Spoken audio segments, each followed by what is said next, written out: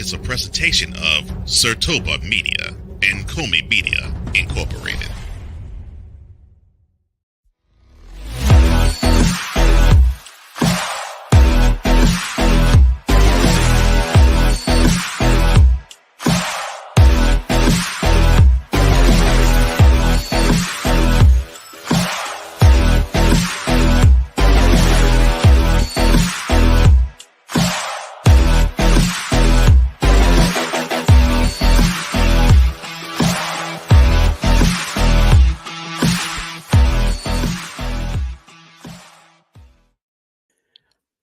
Brock Purdy and Jalen Hurts are trash.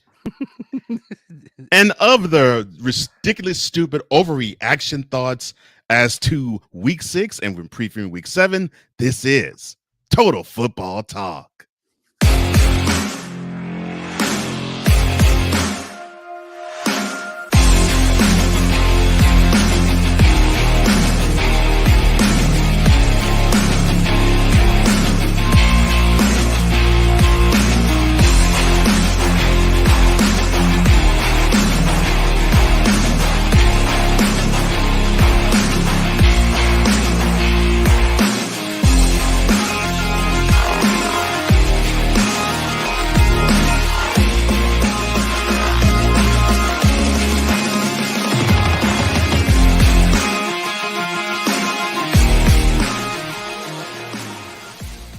Welcome to another installment of Total Football Talk. Total Football Talk, where we bring you gridiron talk the way you like it. I am one of the co-hosts of this program, Cole Johnson, a.k.a. EP Extraordinaire, and that mad scientist. And I'm joined, as always, by the other co-host of this program, D. Willie, or Mr. In or Out, or Mr. D. Will in the Evening, or any other wonderful names that you want to call him, Mr. Sertoba Media as well, Drew Willingham. How you doing, my man? So many names, so many places, such little time. Having a great time out here on these streams with all of you. Looking forward to another great episode with my man, Cole Johnson. Stick around for the very end. We got a special announcement for you as well. Yes, we do. Yes, we do. But we're not at the end. We're at the beginning. And you know what happens. Opening drive time. All right, let's go. We got trips, right? At 42, 989. On two. Ready? Break. Now, as you know, that we are in the bye portion of the season, and there was only 2 teams on bye last week, and that was the Packers and the Steelers. That's right.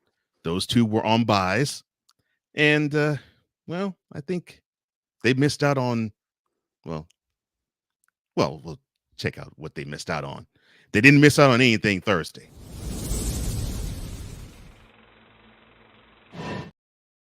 Because the Kansas City Chiefs just basically yarned their way to a 19-8 victory over the Broncos. The only thing of note basically was Travis Kelce.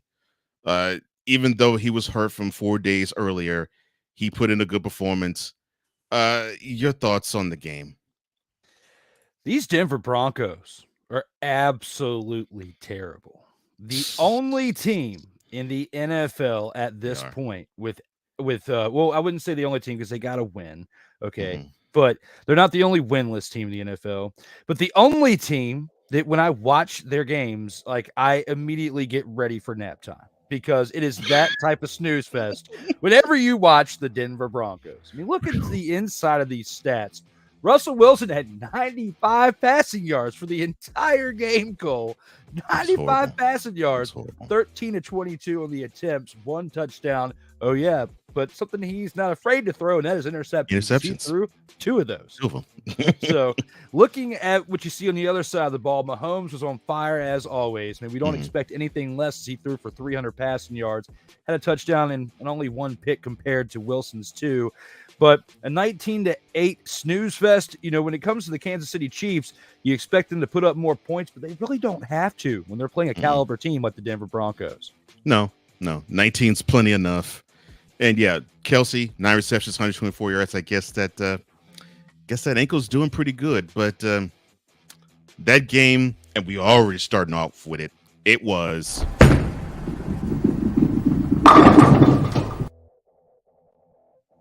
was bully, shoe ugly. One that was go ahead.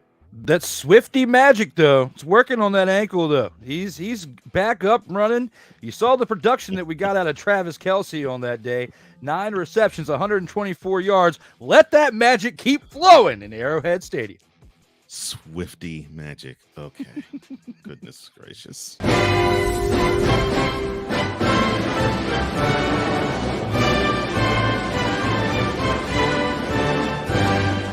So we now are we have played the last of the London portion of the international games, and it was the Ravens going against the Titans. The Titans were the home team.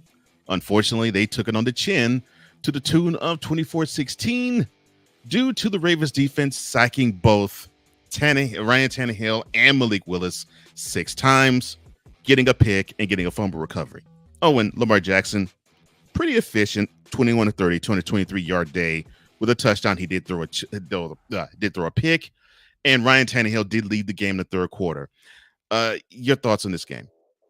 You know, they flipped the script from the week before as they lost to the Colts 23-16 and just basically took a similar score the following week. But I know you were happy. To see this happen this upcoming week when it comes to this Tennessee Titans team, as we have definitely documented in the past your hatred towards this team. And I don't disagree with your thoughts on this team whatsoever. But when it comes to the game style play of this right here, Tannehill was worse than Russell Wilson. We were just talking about a bad quarterback in the previous game, throwing for under 100 yards. Tannehill, the leader of the Titans, with 76 passing yards and an interception. They've got to make the move, and they got to make it fast if they want to have any chance of resurrecting the season. And what sucks is they are wasting a wonderful running back in his prime in Derrick Henry, wasting him. And I'm like, you got a talent there. Why don't you surround him with other talent to make him flourish?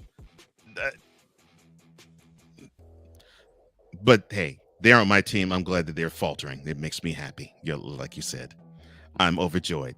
Yes, the Ravens go to 4-2. The Titans go to 2-4. Oh, and yes, the Broncos are now 1-5, and the Chiefs are 5-1. One of the 5-1 teams. I did say 5-1, right? Yeah, that's what I thought.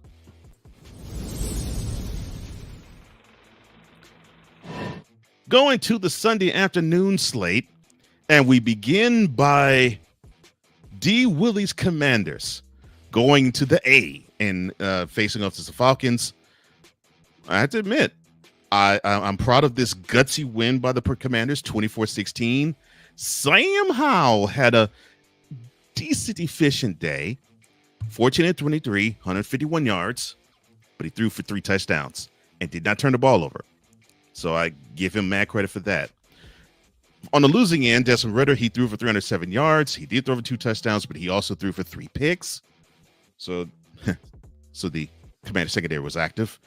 Also for the Falcons, Drake London, 9 receptions, 125 yards, and the Falcons did put Howell down 5 times, which that brings me to my most concerning part of the Commanders, which is their offensive line. Your thoughts, sir? This offensive line is definitely a major concern of mine, and I definitely went through this on Commander's Gridiron Report yesterday, but to give a scaled-down report on it today, as we got plenty of other games to get to, the offensive line is making Sam Howell dance back there, which is why he's on pace to break David Carr's sack record this season, potentially, if he keeps going at this rate, or even worse, potentially getting hurt if he keeps taking these impactful hits, which is what I'm afraid of, because you look at what happened the week before. He threw for 388 yards. I mean, he can sling the rock out there. This week, he played more game manager mode. He went through for 151 yards, but had 3 touchdown conversions, which definitely helps seal the game right here. But I give it more to the Falcons giving up this game than anything else, because Ridder throwing 3 interceptions, it was still a 1-possession game to end the game. It was 24-16. Yeah. Had he not thrown 3 interceptions, but maybe turned it over once, out of those other 2 opportunities that they failed on because he threw those interceptions, they could have converted on and potentially took the win right there. And him not having his first ever home loss of his college, now professional career at home, when playing at home. But looking at this overall Commanders team, I was happy with what the defense did yesterday overall. They definitely stepped up. You've got some great production overall from Terry McLaurin as well. But the running game is definitely suffering when it comes to that offensive line because they're not providing gaps or holes or anything for Brian Robinson to go through. When you see 10 carries for 31 yards, it's absolutely atrocious. And I've been talking about it now for several weeks about how this offensive line is not giving them any holes to run through. They've got to fix those big errors right there in that offensive line during the season, whether it's elevating the play from what they've got or making moves this offseason if they have any chance of progressing this team going forward. I 100% agree with you. I totally agree with you. I think they have to shore up the offensive line because you just mentioned it right there. It makes the quarterback dance, and it's not giving the running backs proper holes to run through, and that is not helping their defense out because you need to have that offense operate. But with that being said, they are 3-3, and the Falcons also are 3-3. We see Ryan McCarthy, no credentials required fame. We're going to actually have what you just typed.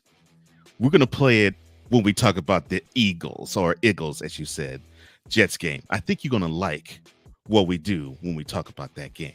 Oh yeah. I just have a feeling. Just a wee bit of a feeling.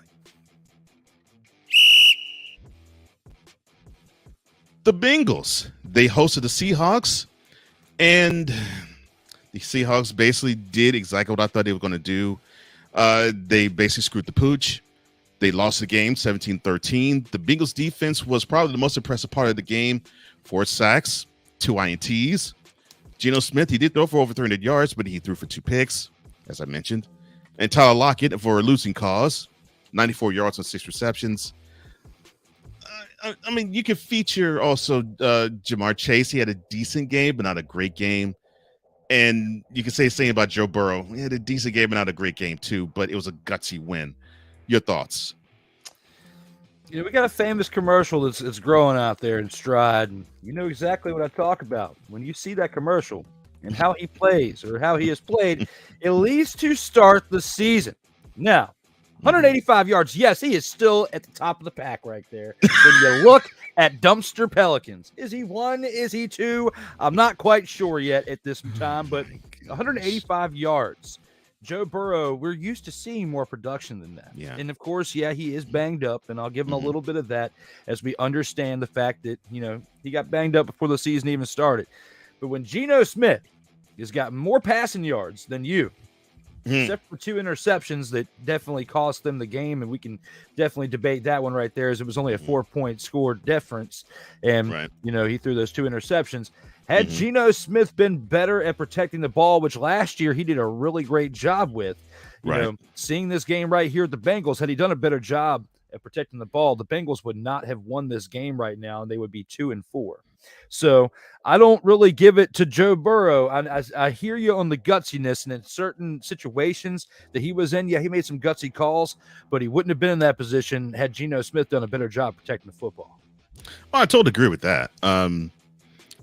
Do I think that the Bengals are all the way back? No. Although, yes, they now have a modest winning streak. I'm not really sold on the team yet. And I know they normally, or at least this crew, is normally slow starting, and they pick up the pace around now.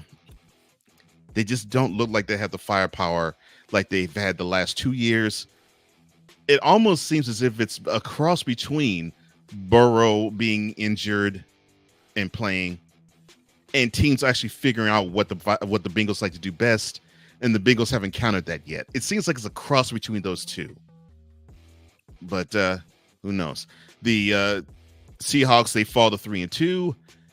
The Bengals, they now improve to 3-3, and we'll see how well they do going forward. Will Joe Burrow not any longer be a dumpster pelican? And Mickey Delaney is in the house, definitely talking about the Hawks and losing to the Bengals. In some other style of context. Mick, I will give you a little bit of heads up. If you use a little bit different context, we'll showcase the wording on the show. But you know exactly what I'm talking about, Mick. You talk about Ike, I got to give you your policing right here in this moment.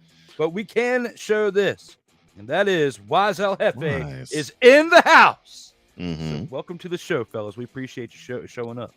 Man, glad to see you, my brother. Glad we see you. Glad to see you. All right, so we now are featuring the Jaguars. They hosted the Colts. Of course, didn't matter to me. I was going to be happy because some AFC South team was going to lose. 37-20, the final score. The Jaguars won it, and the game really was not even that close. The Jaguars defense, they were the studs in this one. 3 sacks, 3 INTs on a fumble recovery. And they had your man, Gardner Minshew, the second. 33 of 55, 329 yards, a touchdown, and those 3 picks. Your thoughts on this game and Uncle Rico?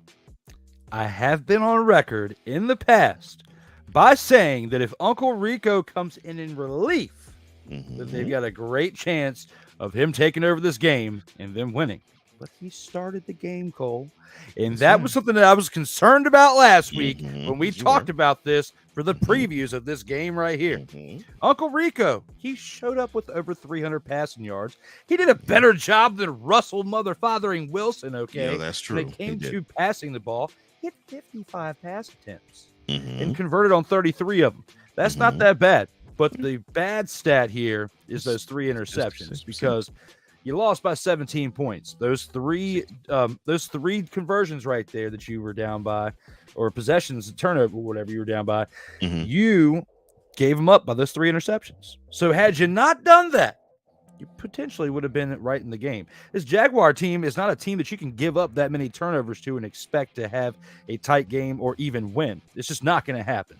So for Uncle Rico to show us why he is a career backup, we saw that this past weekend. Because Zach Moss, again, they're having issues with the offensive line, it seems like, too, because he's only got 7 carries for 21 yards and a touchdown. That's absolutely atrocious for the Colts. The only highlight that I saw was Michael Pittman's 9 receptions for 109 yards, which helped Uncle Rico have those 300-plus passing yards for the game.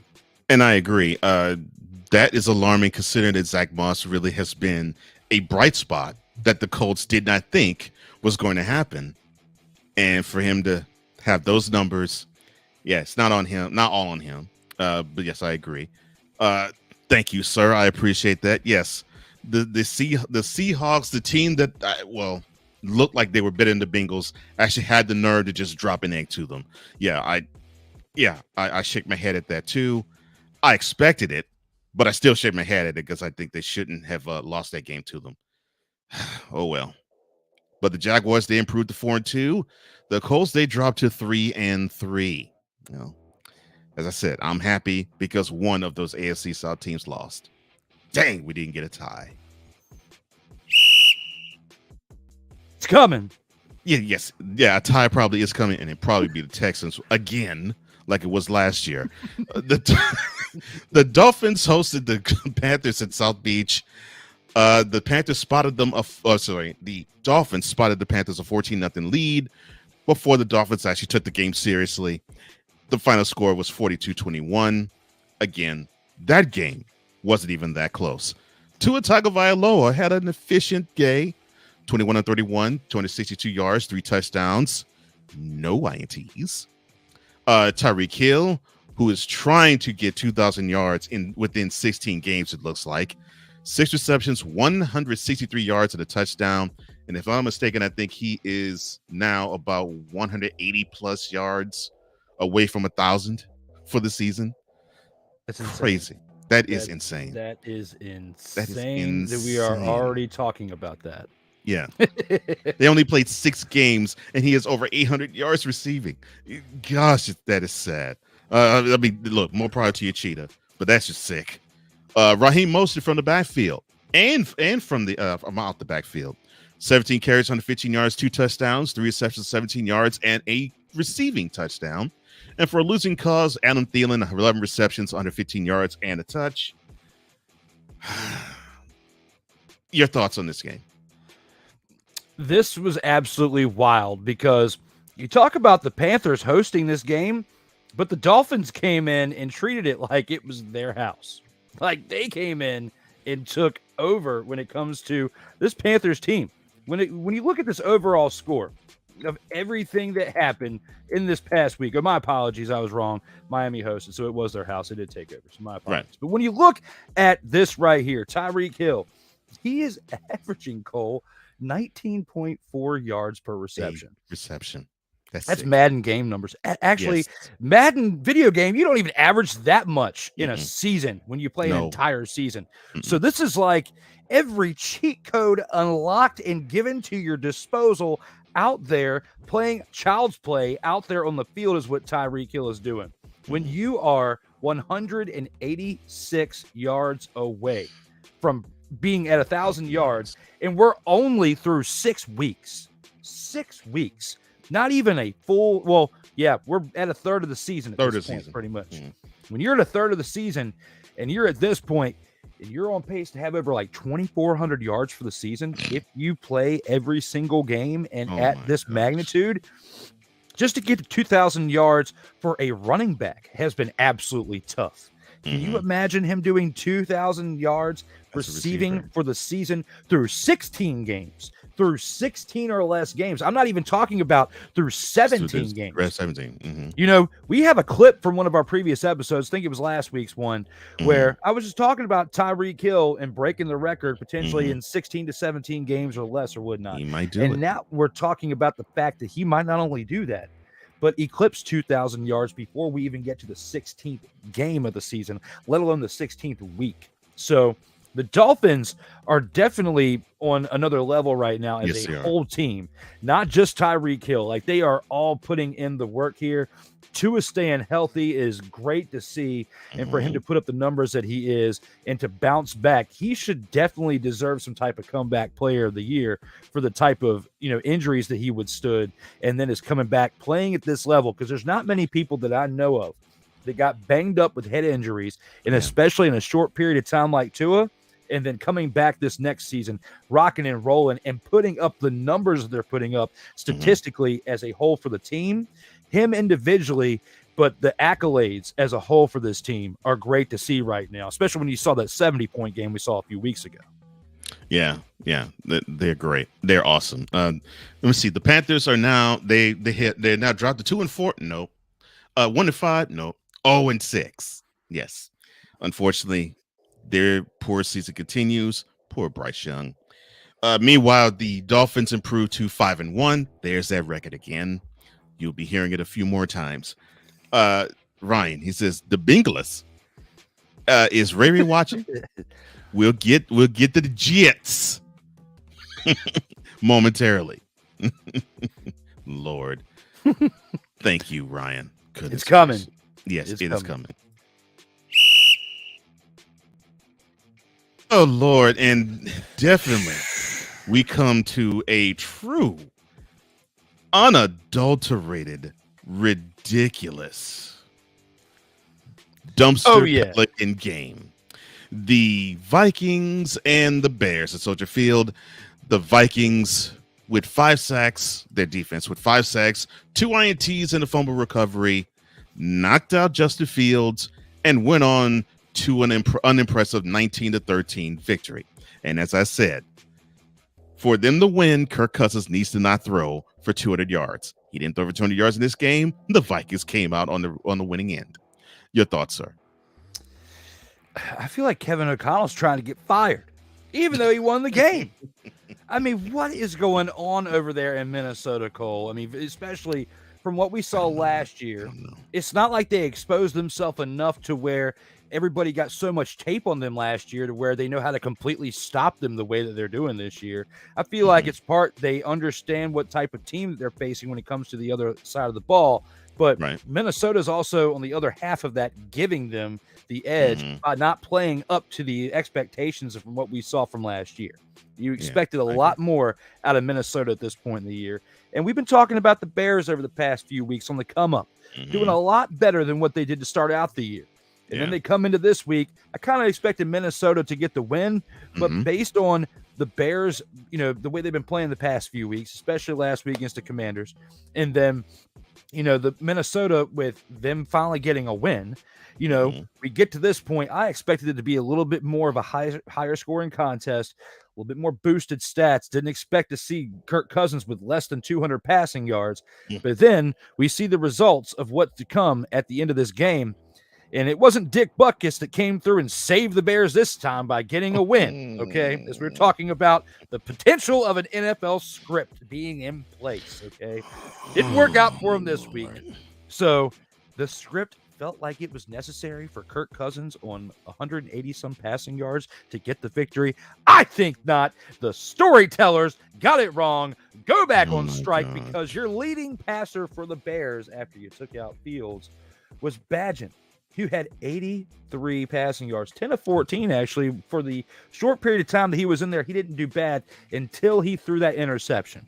Until he turned the ball over, he was actually looking pretty decent. They were moving the chains. But then he turned the ball over, and of course, the history has been said at that point. Both of these teams played in the toilet bowl of the week, and you were up there in the top 4 of Dumpster Pelicans. I agree with that. Yeah, the Vikings improved to 2-4. The Bears dropped to 1-5. And speaking of dropping,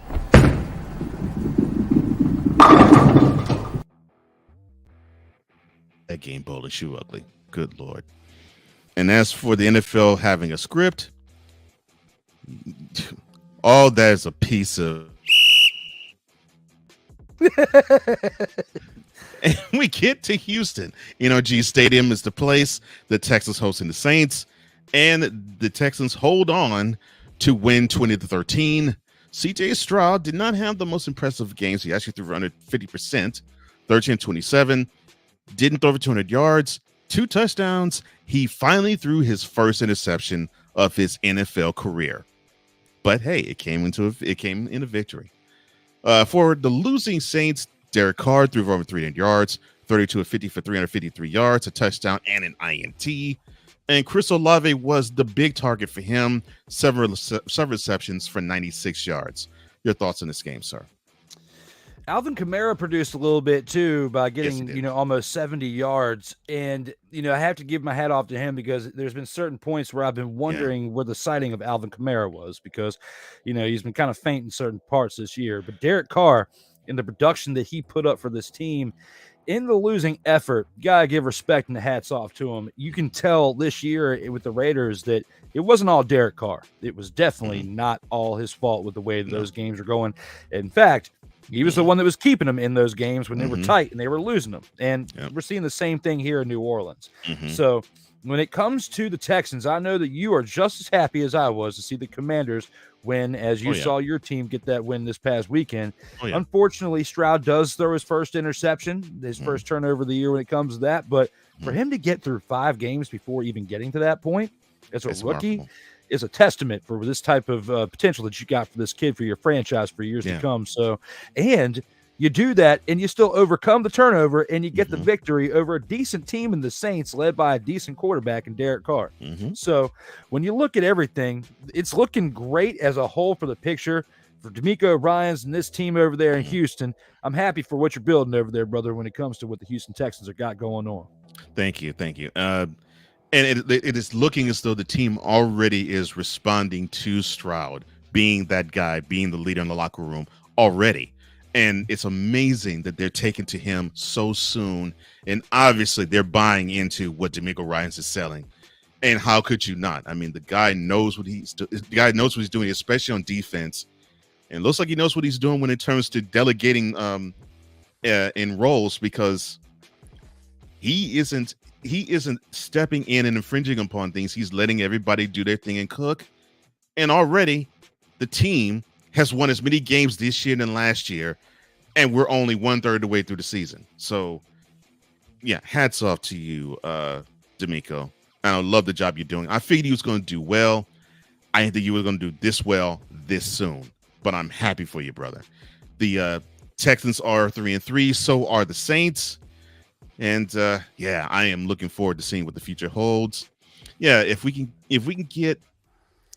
get another pass rusher to match up with Will Anderson, and probably another stud for a linebacker, I would love that defense just a little bit more. And I think we need to get a couple of more pieces on the offensive line because they try to run, but it just isn't quite there yet. But slow and steady is a race, and I have to understand that. You know, this team was 3-13-1 last year, so they're building off of that. And I'm just happy that they are where they are. Now to the 405 and 425 slate.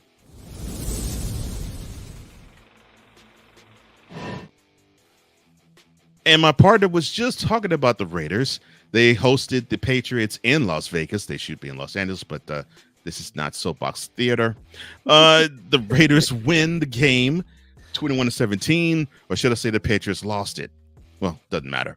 The Raiders defense to me were the stars of this game. 4 sacks and an INT of Mac Jones, who he did complete 24-33 passes for only 200 yards and a touchdown along with that pick. Kendrick Bourne, I didn't think he was still on the team. For the losing effort of the Patriots, 10 receptions, 89 yards. Now, the big news of this story, of this game, I should say, is Jimmy Garoppolo. He went out with a back injury, but I think tests are negative on it. Your thoughts on this game, sir? One, the back is not to play around with. So hopefully, no matter what the severity is, he takes it easy and doesn't rush it, because you take one wrong hit with a sore back and make it even worse. So play it smart there, Jimmy G. But you talk about soapbox. Don't talk about something to soapbox real quick when it comes to this right here, Cole Johnson. When it comes to the New England Patriots losing again, 1-5. The soapbox that's going on right now is, will they or will they not fire Bill Belichick before the end of the season, if he's going to make it through the rest of the year? I did not see through the first 6 games that the hoodie only had 1 win. There was one team that I saw that would have 1 win through 6 games. We'll get to that in a little bit. And I was right again, and I'm sorry, but hey, we'll talk about that here in a little bit. Hey, I'm sorry. We're only 2 weeks away from me going, celebrate good times. Come on. Hey, but let me get back to right here. When it comes to this team right here with the New England Patriots, 1-5. Does the hoodie go before the season ends? I don't know, but all I know is that's going to definitely be a short later. Oh my gosh. I tell you, from Mr. Disrespect to Mr. Prophecy. Oh my God.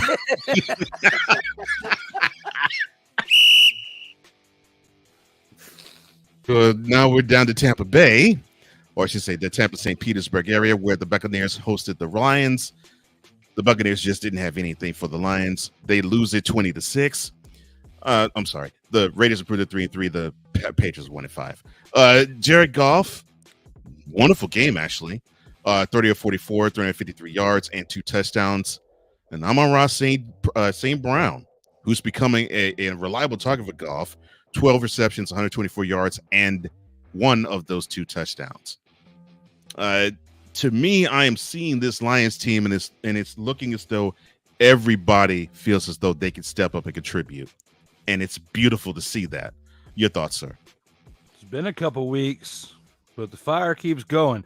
Bunker Stayfield shows up for this game right here, as you were at home, and you hosted this game right here in Tampa Bay, because it's definitely got the remnants of Tampa still around, because you played like Bunker in this actual game right here. You let Jared Goff, who was treated like Old Yeller and left out for pasture when he went to the Lions, right? And now Old Yeller throws for 353 yards, 2 touchdowns to take the game over Bunker Stayfield and the Tampa Bay Buccaneers. So when you look at all of this right here, and you look at Bunker throwing 206 yards, 1 interception, 19 of 37.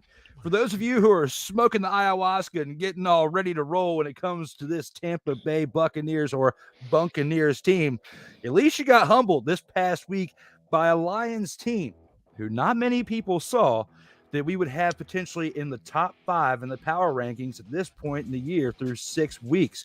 And there are some people that got the Lions in the top 3, and I'm not even mad at it. But I know You got to look at Dan Campbell and what he's got brewing over there with him biting off all those kneecaps. It's showing they're coming and they're ready to rock. Oh man, yes, they're ready for violence. It looks like. And look, Buccaneers, wonderful creamsicle jerseys. Unfortunately, you got creamed like the ones who used to wear those creamsicle jerseys way back in the 70s and early 80s. You gotta love it. Now, going from Tampa to LA, where the Cardinals went on the road to play the Rams, and the Cardinals need not to have shown up. 26-9 was the final score. Cooper Kupp, he looks like he has come back just fine. 7 receptions, 148 yards, and a touchdown. Kyren Williams, 158 yards on 20 carries and a touchdown. Dare I say, when the Rams run the ball, they actually are a pretty good team. Oh my gosh, I'm so happy they actually did balance in this game. Your thoughts, sir? You know, we were talking about this and them establishing the run, as they didn't do it the week before when they had played the Eagles. Right. But they did do it the week prior to that when they played the Colts, and they beat the Colts 29-23. So when I was looking at all this before we went live today, and I was thinking about the fact of them establishing the run, of course, it's going to be tougher to do it against the Eagles team when there is the type of defense the Eagles have, because the Eagles on both sides of the ball are well-rounded, right? They are. So when I put all that in perspective and I think about how this Eagles team affected them, they might have elevated the Rams to another level by making them think like, man, we've only got 53 yards against the Eagles, but if we can do 53 running yards, we might as well try to keep establishing the run. And that's what they did in this past week by doing that against the Arizona Cardinals. The Arizona Cardinals definitely played like the Arizona Cardinals that we've been seeing on paper this season. But for the first 4 to 5 weeks, they were actually keeping in all the games that they were playing. This was probably the first game that I can look at the Arizona Cardinals and saying from beginning to end, I knew they were going to lose. Like, they've been in it every single game, it felt like, up until this past week. So Dobbs was doing pretty good. I mean, he still threw for 235 yards, 21 of 41, but that one interception definitely contributed a little bit. But they were going to lose anyway when you look at the overall stats of this game. That's a good point about the Cardinals. They have been in the fight, so to speak, but it looks like in this game they basically waved the white flag. So the Buccaneers have dropped to 3-2. The Cardinals, they dropped to 1-5. The Rams, they improved to 3-3, and the Detroit Lions are now, yes, you guessed it, 5-1. I think you can hear that about at least 2 more times. Yes.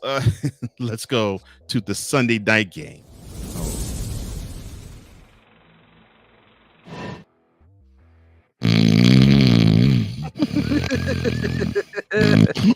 I'm sorry. My bad. The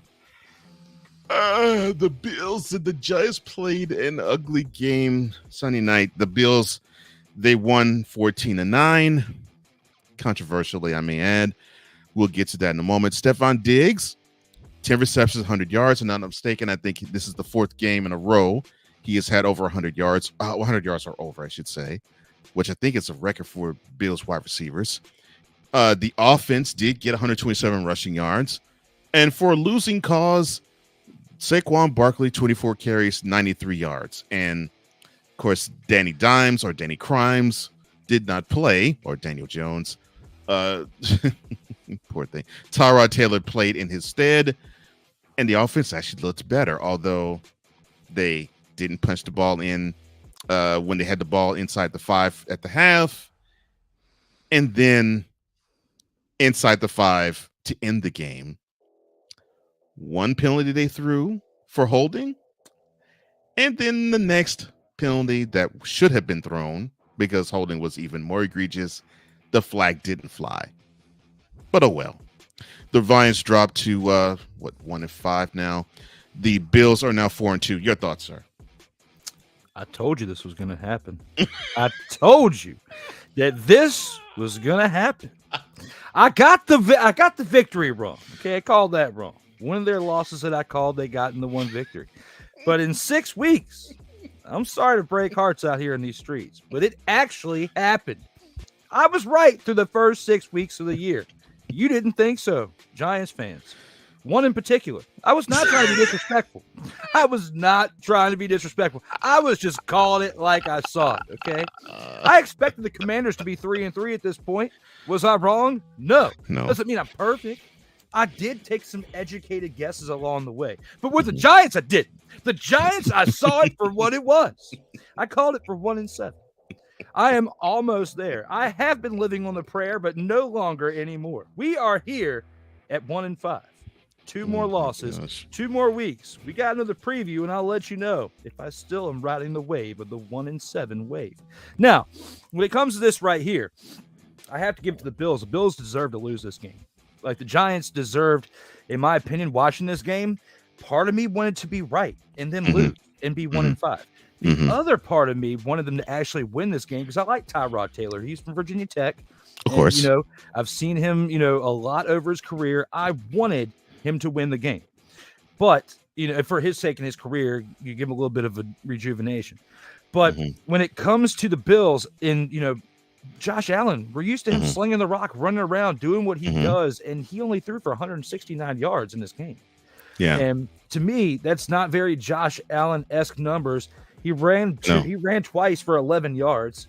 I'm not really worried about the running, but no, I'm not either. And it wasn't like the weather was bad. No, it was making it happen. So when it comes to that, let's see. Mick with his take last week. Yeah, we'll get to that in a little bit when we get back to the previews, Mick. But when it comes to the Giants right here playing the Bills, looking at this game, the Giants had several opportunities to take the lead, to put the pressure on the Bills, and they folded each and every time. And it's not so much on the quarterback. It's on the overall play of the team. Saquon Barkley is what kind of kept them in it with 93 yards. Right. But when you didn't score any touchdowns, you only had 3 field goals in the whole game. That's pretty sad. That's not just the quarterback play. You can't blame this on Daniel Jones, Tyrod Taylor, when you can't even put up a touchdown with your running game. It has to fall, again, with what we were talking about earlier with other teams, offensive lines. Yeah. When you have 2 chances within the 10 and you come up with 0 points. When you have the opportunity to drive the ball, but your receivers can't hold into the ball, you can't say, well, it's the quarterback's fault. No. The quarterback can only do so much. And in this case, Tyrod Taylor did everything he could outside of basically just running the ball his doggone self and catching it himself to bring a victory to the Giants. But, oh well. It's unfortunate, but dims are the breaks, as they say. And no, I'm not a Browns fan. Neither is Cole. I just like Tyrod Taylor because he came from Virginia Tech, which I'm from Virginia. So watching him play his career there in college and what he's done since, just been a fan of Tyrod Taylor. Feel like he deserved better breaks along the way. And, he deserves to play for a better team than the New York Giants. And he's also a former Texan, too. So I have an affinity for Tyrod Taylor. And he was a great guy when he was in Houston. And he's just gotten so many bad breaks all across his career, and it's unfortunate. It is gravely unfortunate.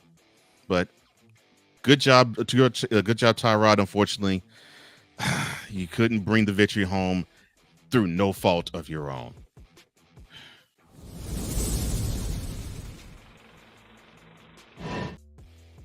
Now, we were talking about this game, Drew and I, last night, and this morning, Drew actually said, quote, I would rather watch paint dry, close quote, than watch the Cowboys and Chargers, which the game was not quite bowling shoe ugly, but it was 20-17. The Cowboys won over the Chargers.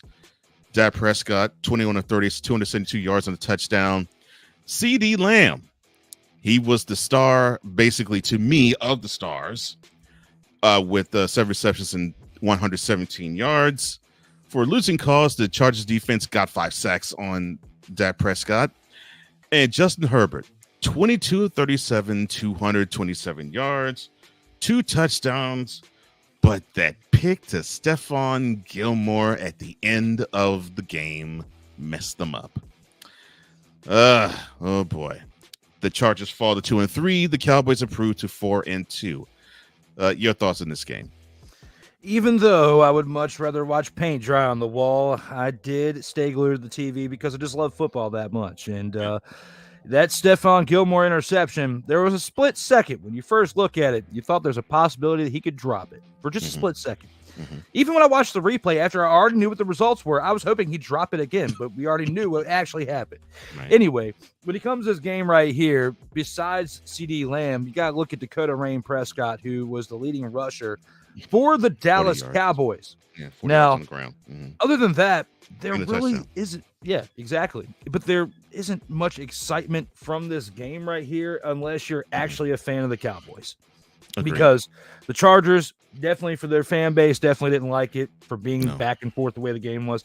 It lacked the excitement because when your quarterback is your leading rusher of the game, that means you didn't establish much of a run, and that's why it's as close as what it was. And the Cowboys overall, besides the Eagles in the NFC East, probably have the second best offensive line in the NFC East and one of the great, well, I wouldn't say one of the great, but one of the better offensive lines in the entire NFC and part of the top 10 of offensive lines.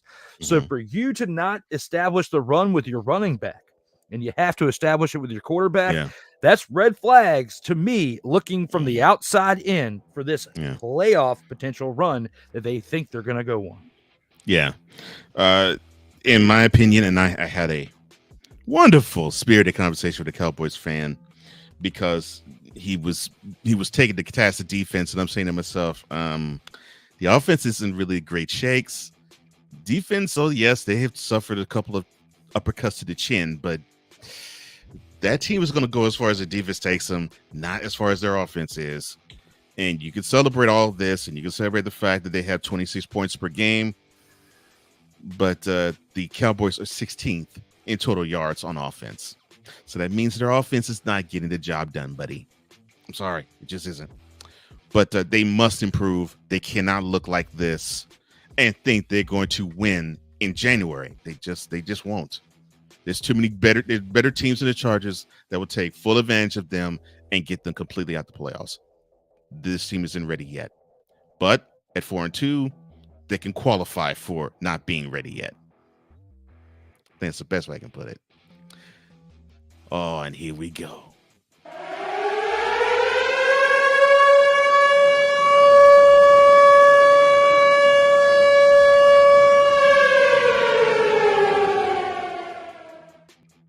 Before we get to the upset of the week, Ryan McCarthy says Monday Night Football was really the battle of who could care less. Shout out to Ben Folds 5. Thank you for that. VLock83 says, all right, here we go yet again. I'm here for more total football talk. And now for the EP of all EPs, Cole Johnson and the big game hunter of Dumpster Pelican, Sensei Drew Willingham. Glad that you're here, brother. Glad that you're here. And now, since we're at the upset of the week, cry, Eagles, cry on the road to misery. Cry, Eagles, cry. Watch Hurts throw an interception. 1, 2, 3. Get him low, get him high, and watch our Eagles cry. Cry, Eagles, cry on the road to misery. IGGLES, Eagles. I know that is not what Eagles fan wants to hear, but they're going to hear it anyway because they took it on the chin and did not have to do so to the New York Jets. Final score was 20-14. The Eagles had a 14-3 lead at one point, and they all second half long. More like the offense and the defense. Garrett Wilson, 8 receptions, 90 yards for the winning Jets. For the losing Eagles, AJ Brown with 7 receptions, 131 yards. Jalen Hurts, 28 of 45 for 280 yards, 1 touchdown, and 3 picks. The last of the picks, which is to be the player of the game, Tony Adams, He had an NIT. I think they went 45 yards in the distance of it to set up the game-winning touchdown run by Breece Hall. Your thoughts of this game, sir? The Jets deserve to lose this game. I'm sorry. Yes, they did. I'm sorry, Ryan McCarthy, but they deserve to lose this game. They lost in every statistical category, except for the fact that, they were given the ball 3 times on 3 interceptions by Jalen Hurts that he threw. Other than that, you had no business winning this game. You had more penalties. You had less time of possession. You had less conversions for first downs, as the Eagles had 24 first downs to your 17. Your third down efficiency was 2 of 11, as the Eagles had 7 of 14. Your fourth down efficiency, there was none, didn't exist, as the Jets couldn't even convert on their 1 attempt. When it comes to sacks allowed, you allowed 5 sacks, and you only ran 59 total plays to the Eagles' 69, and you punted the ball 4 times. Penalties, you had 9 of 68 yards. I again repeat that, 9 penalties for 68 total yards. And you had less time of possession. Again, if it wasn't for the interceptions thrown by Jalen Hurts, you wouldn't have won this game. I'm happy for you that you won the game as far as the Jets, man, when it comes to that. But at the same time, when it comes to the Eagles, they should have won this game. They should still be undefeated. However, there is no shoulda, coulda, wouldas when it comes to the game of football. As when it comes to the clock hitting 0 through all end of regulation, definitely matters what the score is at that point. And you were up. They come ugly. They come beautifully at times. This one was definitely one of those ugly ones. Yeah. And the fact that the Eagles had a stranglehold on this game, and I was talking about this with some friends of mine. I said they're going to screw around and lose this game because they're going to give the Jets one too many chances, and they're going to regret doing it. And they did. They gave the Jets one too many chances, and credit the Jets. They took advantage of those chances and the short fields. They converted some into field goals, and then they converted the big one to a touchdown. So I give you mad credit for that. The Jets, who people wrote off, I'll admit, even I, to a degree, wrote them off as soon as we saw the Achilles heel of Aaron Rodgers go on that same field that they played on this game this past Sunday.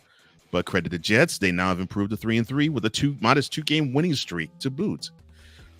The Eagles, well, they fall from undefeated, and now they are 5-1.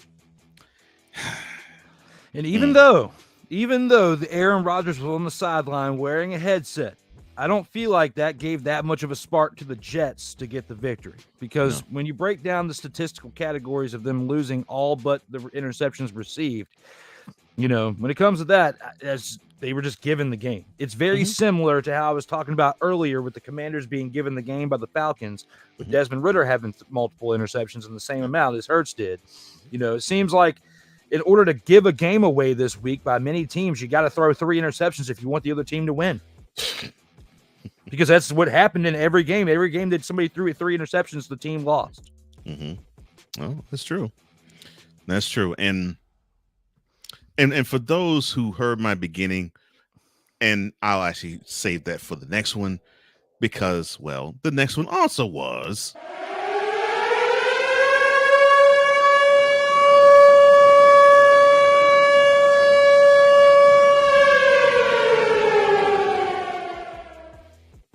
and the game of the week. Yes, ladies and gentlemen, we had 2 upsets of the week, but this was the game of the week. The 49ers, 5-0. They traveled to the Rust Belt in Northeastern Ohio to play the Cleveland Browns, who was going to be without Deshaun Watson. And the 49ers were out nerve, unfortunately, because they struggled all game long, and they fell 19-17. Jerome Ford, congratulations to the Browns, the winning Browns. He had 17 carries and 84 yards, a modest effort from him. But he was part of a rushing attack, which I think gives a glimpse to how you can attack the 49ers defensive front, 160 yards rushing.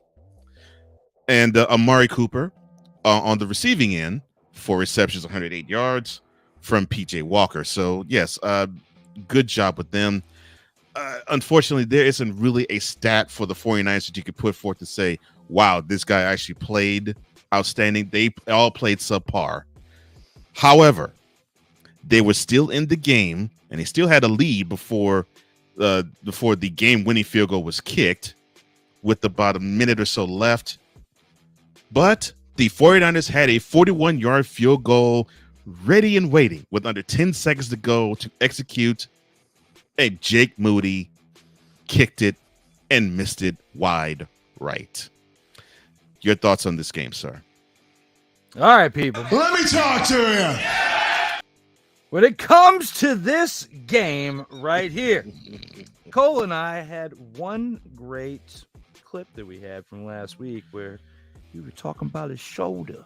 Now, we're on the other side of that as we got PJ Walker, who's been the journeyman of football over the past half decade, coming from the NFL to the XFL, the Houston Roughnecks, and then back in the NFL, and now with this team.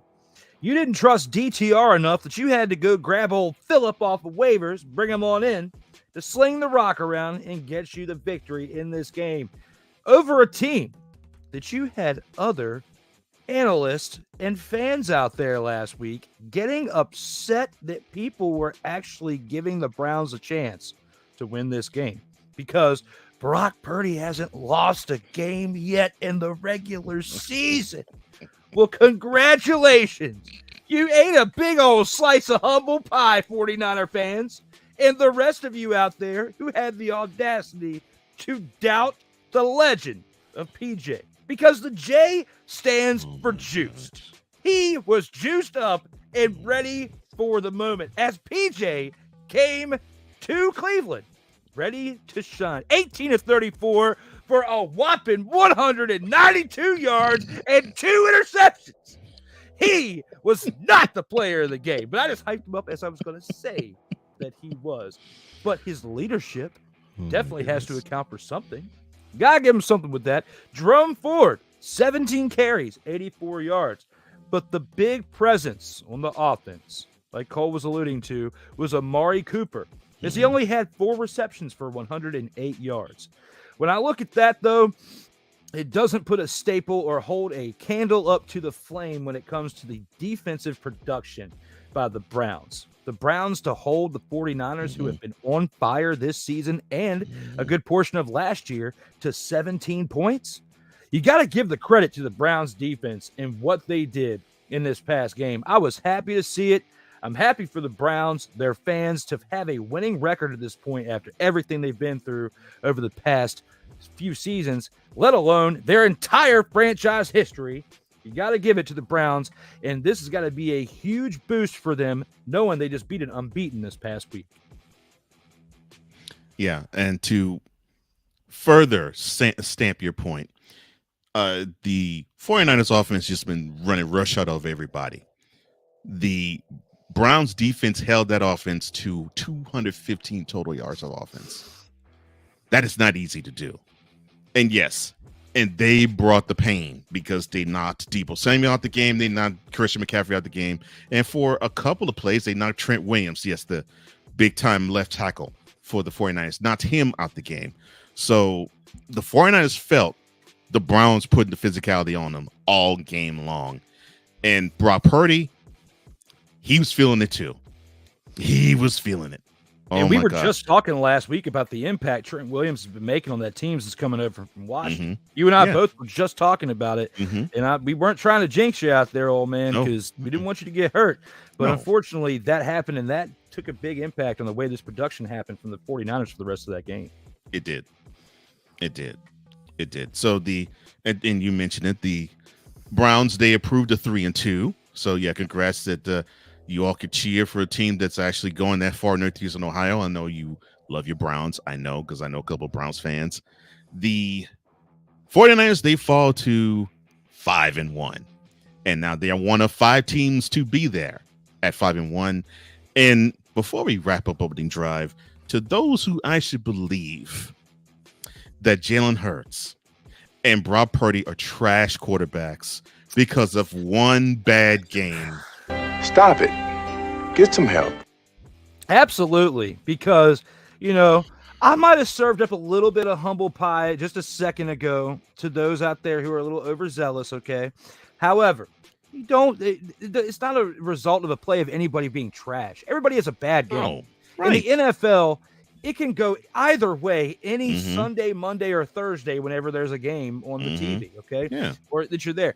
A team that's 0-16 can go into week 18 with the 17th game and get that last win of the season, get that first win of the year. First win of the year. We've seen it happen time in and time again at other points of the year. And other times we've seen teams that have been undefeated up to a certain point and lose a game. And it just happened to be this past weekend, the two only undefeated teams left in the league happened to lose.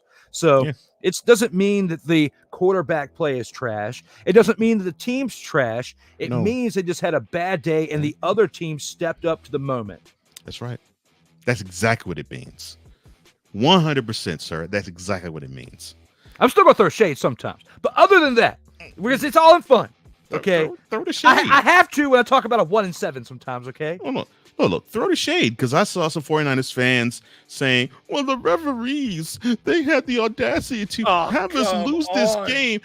They stole this game from us. No, your kicker did. It sounds like they were studying what the Philadelphia Eagles fans were saying after the last Super Bowl. You're right. I'm like, forget the referees. Your kicker, Jake Moody, had a 41-yard field goal with under 10 seconds to go, and your team down by 2 to make, and he shanked the kick. That is where you lost the game, not the referees. So you can just take those excuses and go from here to there with them because, Coach Prime. Ain't nobody care. Who cares? Ain't nobody care.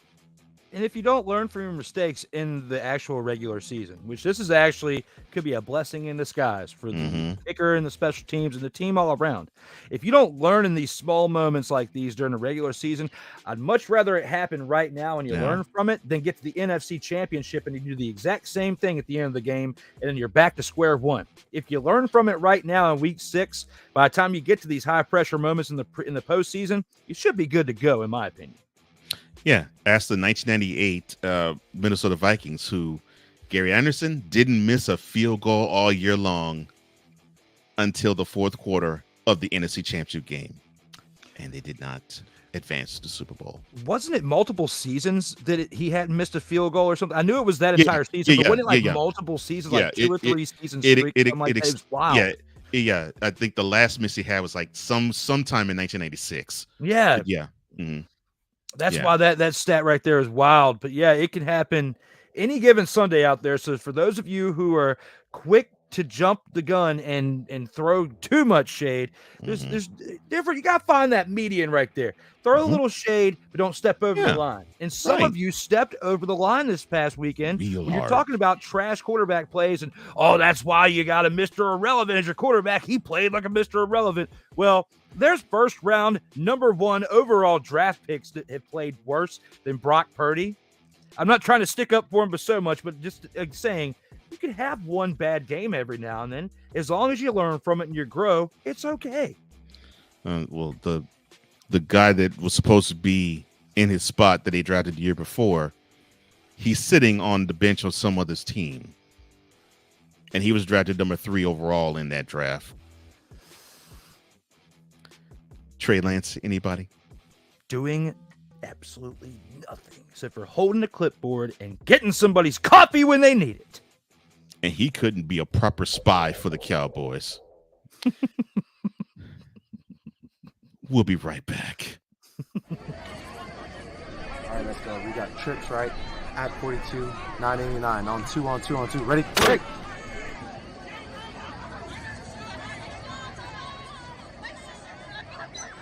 We're just getting started. Total Football Talk will return right after this. Everything Boston. I love you morons. New Kids on the Block, New Edition. Dear whatever the law firm is. Sincerely, the U.S. Supreme Court. Ben Affleck, Matt Damon. Go yourself again, Jason Whitlock.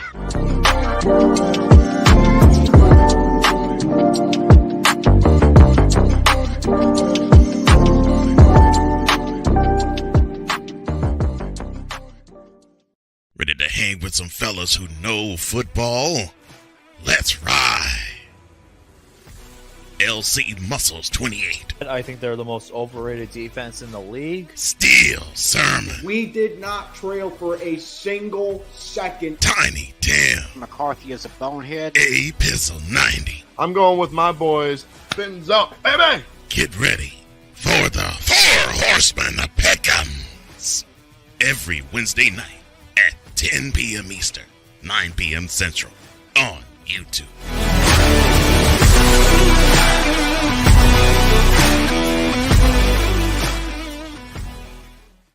Poppy J. You got the option to cry for the government. You got the option to protest. You got the option to keep buying. But this is also an option. Wise El Jefe. We're the first tech geeks. We're the first gamers. We're the first everything. Everything. Like Gen X's, we are the ones. BS3 Network proudly presents the crew from the New York boroughs who never wants that smoke. Nah, they want that fire. Poppy J and Wise El Jefe. Fridays at 9 p.m. Eastern, 8 p.m. Central. Check your local listings for your viewing and listening pleasure.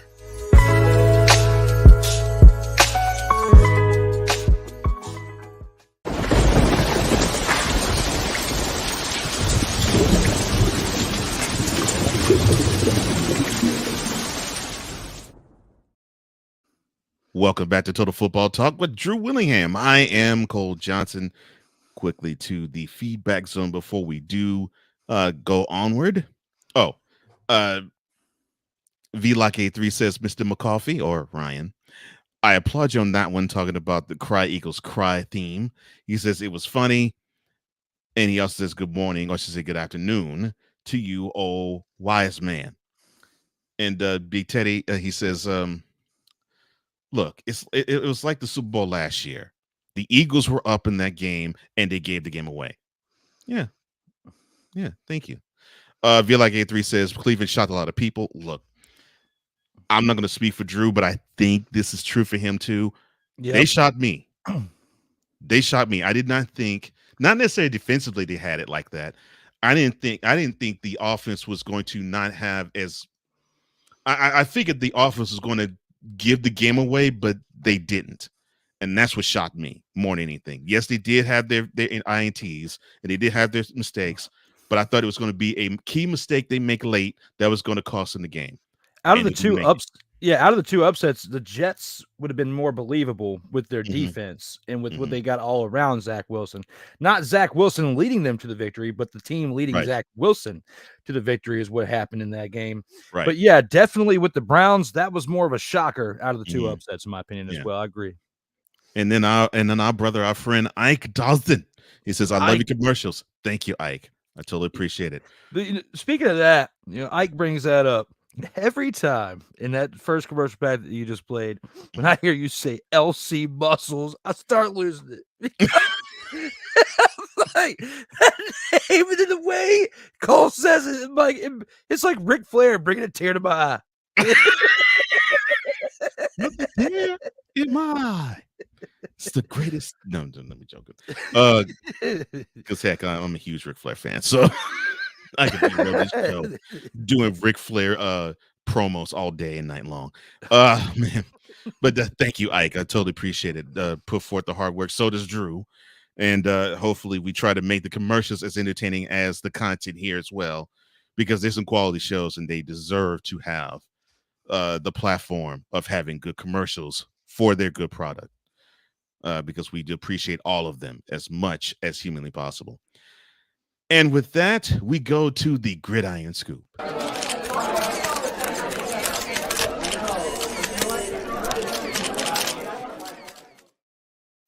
Okay, from the Make This Make Sense category, Jonathan Taylor, and I think we hinted at it last week, but we'll talk a little bit more about it in full now. He actually signed on the dotted line to a multiple-year extension to stay with the Colts, and his desire was to be a Colt and to retire as a Colt. But I'm almost at a loss for thought to even try to set this up properly, because all I can think of is him being utterly disrespected by everybody in the organization, all the way up to Jim Irsay, the owner of the team, in saying, well, hey, he can just basically get it off the glass.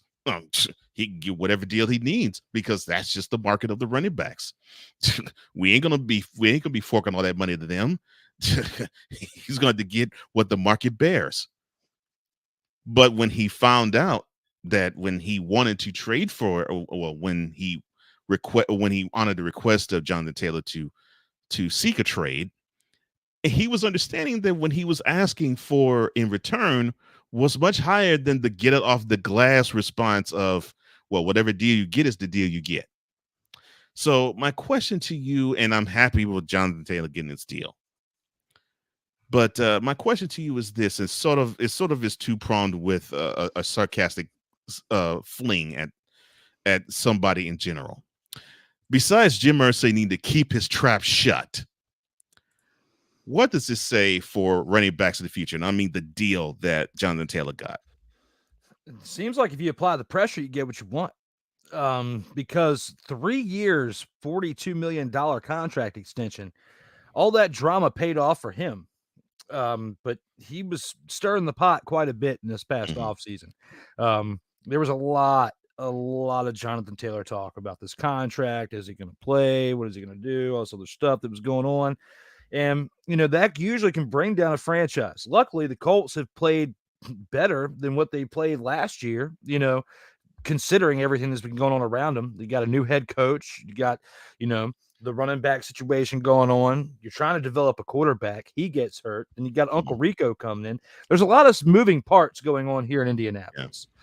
So for running backs of the future, I feel like, as long as you do it the right way, which there's some questionable parts to what Jonathan Taylor and his representatives did to make this happen, I feel like it does set a little bit more of a precedent of, maybe you do have to be a little bit more vocal and not just take it on the chin all the time, because like you were saying, it's either you take what we give you or you test the market and see what the market gives you, because at the end of this season, his contract was going to expire. He only had, through this season or he's gone. So the Colts either needed to make a deal before the season ended, or if they took a chance on letting him go to free agency, they may not have came out on the winning side of that. And we've seen other teams in the past that try to gamble with the fire right there and lose. And then that player goes and has a great second part of their career with another team. So I feel like they prevented that from happening. But the running backs of the future, I feel like with what Jonathan Taylor did, it helps raise the value a little bit. Just a little bit, not by much, not by as much as what they were hoping for. When you got Zeke out there, he was trying to get the money that he was getting for all those years while he was in Dallas, and then finally getting humbled when he got cut and then having to go to New England. So there's a lot of moving parts when it comes to that. There's some positive and some negative that comes out of this situation, but I feel like it's a little bit more positive for the running back in this case. Yeah, and I think the position needed to have this happen because for the importance that the position has and holds, the fact that the owners are willing to league-wide disrespect the position by basically paying it the least was ridiculously insulting. So I'm glad that someone was finally was able to say, well, no, you need to come up with some more money and stop being afraid that, if you give us the first big time NFL deal, that we'll basically be a crippled person by the end of the first year of the deal. No, come off of this because we are important to the team. And they needed to have this happen. So I'm happy that Jonathan Taylor did that, not just for him, but I think for the running back market in general. And I'm talking about with Saquon Barkley and Josh Jacobs, to name a few, because that was just unfair to him. And thank you, Big Teddy Bear. Appreciate that, brother. That's Mick. It's Mick. Oh, Mick. Sorry about that. Thank you, Mick. Appreciate the love, brother, as always. But yeah, it's just ridiculous, man. That owners need to do better than that. So the 49ers, they suffered their first defeat this past Sunday. We talked about that a few minutes ago. But it was also not just the L they took on the field. They took a couple of L's leading them off of it. One of them being wide receiver Deebo Samuel. the other being running back extraordinaire Christian McCaffrey. Deebo Samuel, he suffered a shoulder injury. I'm sorry. And Christian McCaffrey, he suffered an oblique and rib injury. Both the injuries were significant enough that neither player returned once they went to the locker rooms. Now, following the game, Kyle Shanahan said he was unsure of the extent of both injuries, but he said further testing would be done in the course of the week. Now, I think, if I'm not mistaken, I think Deebo's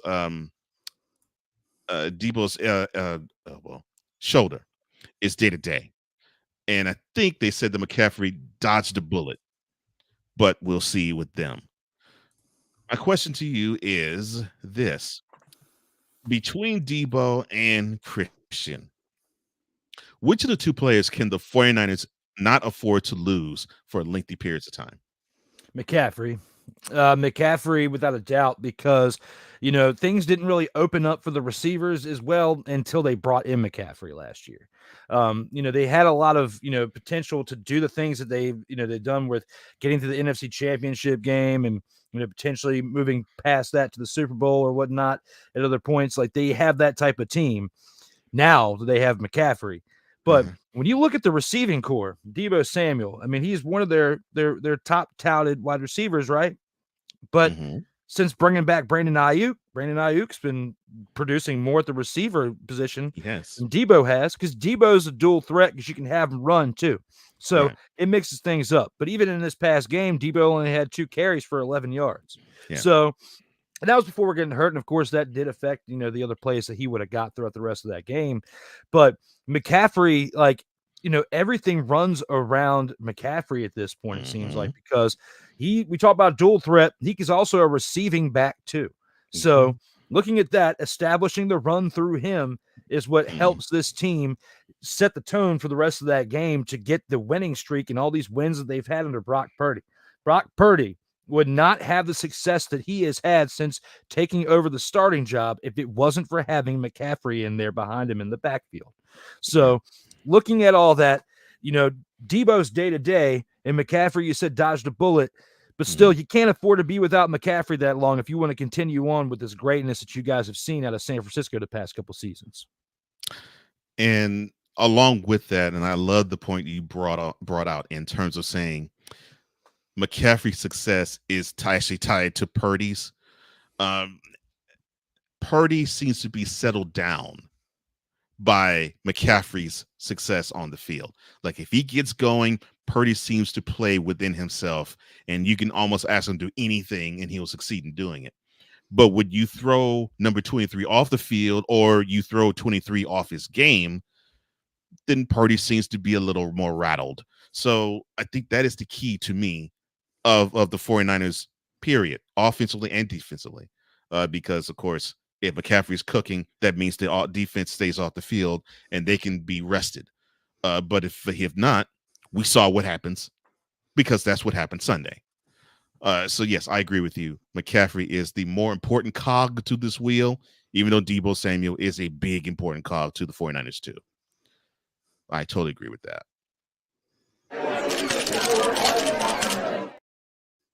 We talked earlier about the injury that Jimmy Garoppolo suffered, which was his back, and he was not carted off. He walked off the field in the third quarter of that game. And I should say walked off the field, I should say, at second quarter, the end of the second quarter. The quarterback was in an ambulance, and he left for the hospital to be checked out, and ended up being confirmed as a back injury. The coach of the team, Josh McDaniels, not so good of a coach, but again, this is not soapbox theater. He said that he did not have an update on Garoppolo's condition, though he acknowledged the QB leaving the stadium. But the precautionary tests were indeed taken to err on the side of caution. And I think the Raiders also dodged a bullet in the preliminary tests that came out of it. My question to you is this. Now, this is first major injury in the regular season for the Raiders, his Raiders stint. The 49ers stint was marred with a few injury stints. when do you think it is time for Mr. Garoppolo to call it quits? It's heading that way. And I mean, the Raiders definitely knew what they were signing up for when they brought in Jimmy G because of his history with his injuries. He hasn't been the most consistent on the field. I think out of all his years as a starter, he's only had 1 year where he's played all the games, if that. If that. And I was thinking about that earlier. I didn't get a chance to fact check before we went live. So if anybody has a chance to look that up, let us know here in the comments if he has played all 16 games before we went to 17 games in the season, because that still counts to me as playing an entire season. So when it comes to this right here, you haven't even gotten through the halfway point of the season, and this isn't the first time you've been banged up this year either. You've been banged up at other points in the season. This is the first severe situation that we've seen from Jimmy G this year. But, the Raiders are a team that cannot afford to have their number one quarterback go down. And we've seen this before when Derek Carr was the quarterback. Whenever he went down, the team just went even worse down the hole than what they were at before. It was Derek Carr keeping them afloat. We're seeing Jimmy G not even being able to fill Derek Carr's shoes at this point with the way the Raiders are playing this year.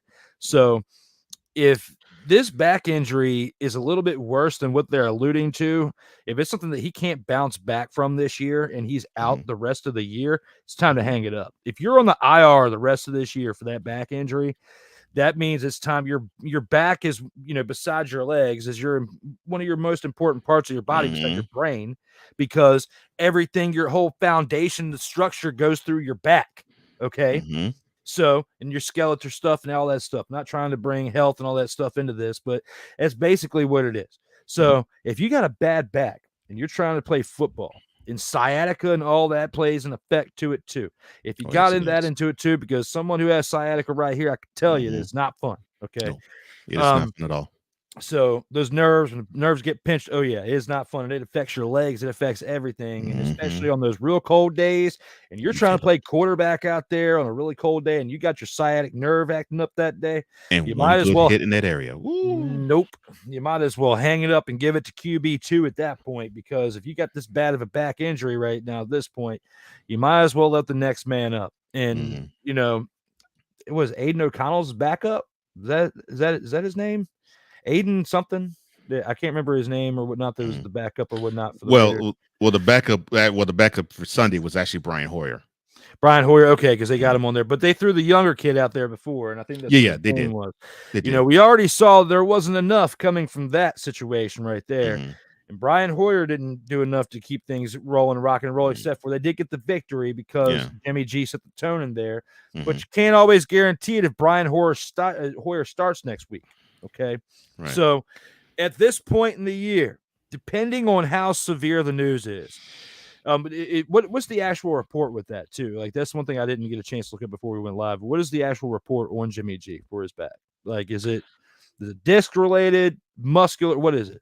That I did not read either. But when he was clutching his back, it seemed like it was lower the way he was clutching it. And that's not a good sign. No. And because again, especially when it comes to like your glute area and the stuff that affects like your lower half of your body, that's not something that you can play around with when it comes to back injuries. And if it's something that they tell him, like, Jimmy, like, you can go back this year, but you might as well rest up the rest of this year, because you take one wrong hit and it's all over. But and I'm not just saying football career. I'm just saying, life. Quality of life. Quality of life. Partial paralysis, whatever the case may be, because you don't know until you're on the other side of viewing those x-rays, the MRIs, and all that stuff, CAT scans, everything else is involved with health checks of this magnitude. But I can at least tell you, from someone who used to do physical work back in the day, who's got sciatica as a result of it, that's not something that you play around with. Like, every single day, I'm doing stretches for 10 to 15 minutes, the foam roller, all sorts of stuff to straighten it out to where I can just sit in a chair with you for 3 hours. Okay. Because sitting down for long periods of time isn't great for sciatica. It's a chore. Yeah, it's a chore. So there's like, we take commercial breaks. Certain points I'll stand up if it's starting to tighten up a little bit. Most of the time I'm good to go.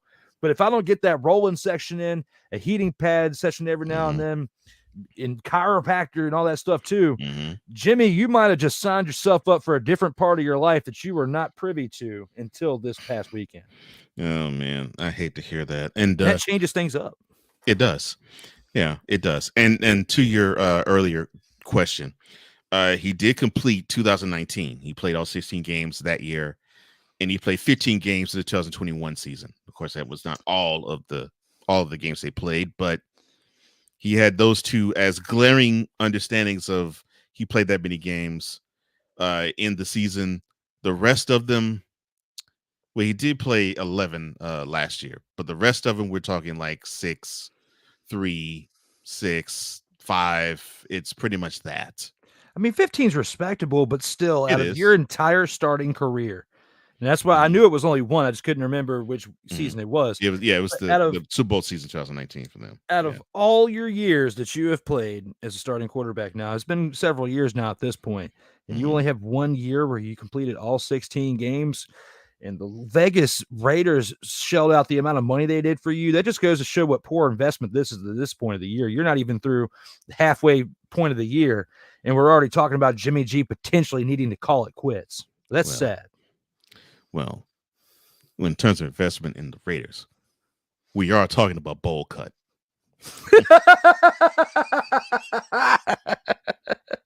Shout out to you pulling a 26-year-old woman at 68, but dude, we know that you trick off money like you are in a strip club, sir. That's all it is. That's all it is that money right there. He's buying the ladies. If he can go up in there and do the Cole Johnson, hey girl, do that with the money in hand. Oh, you know he's reeling in the 26-year-old honeys up there with that money. Oh my gosh.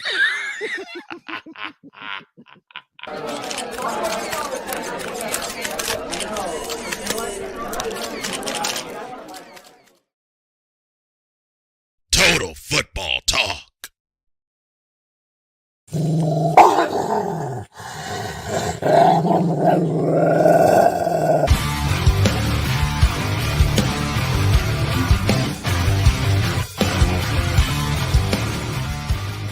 Oh yeah, where my dogs at? Oh yeah.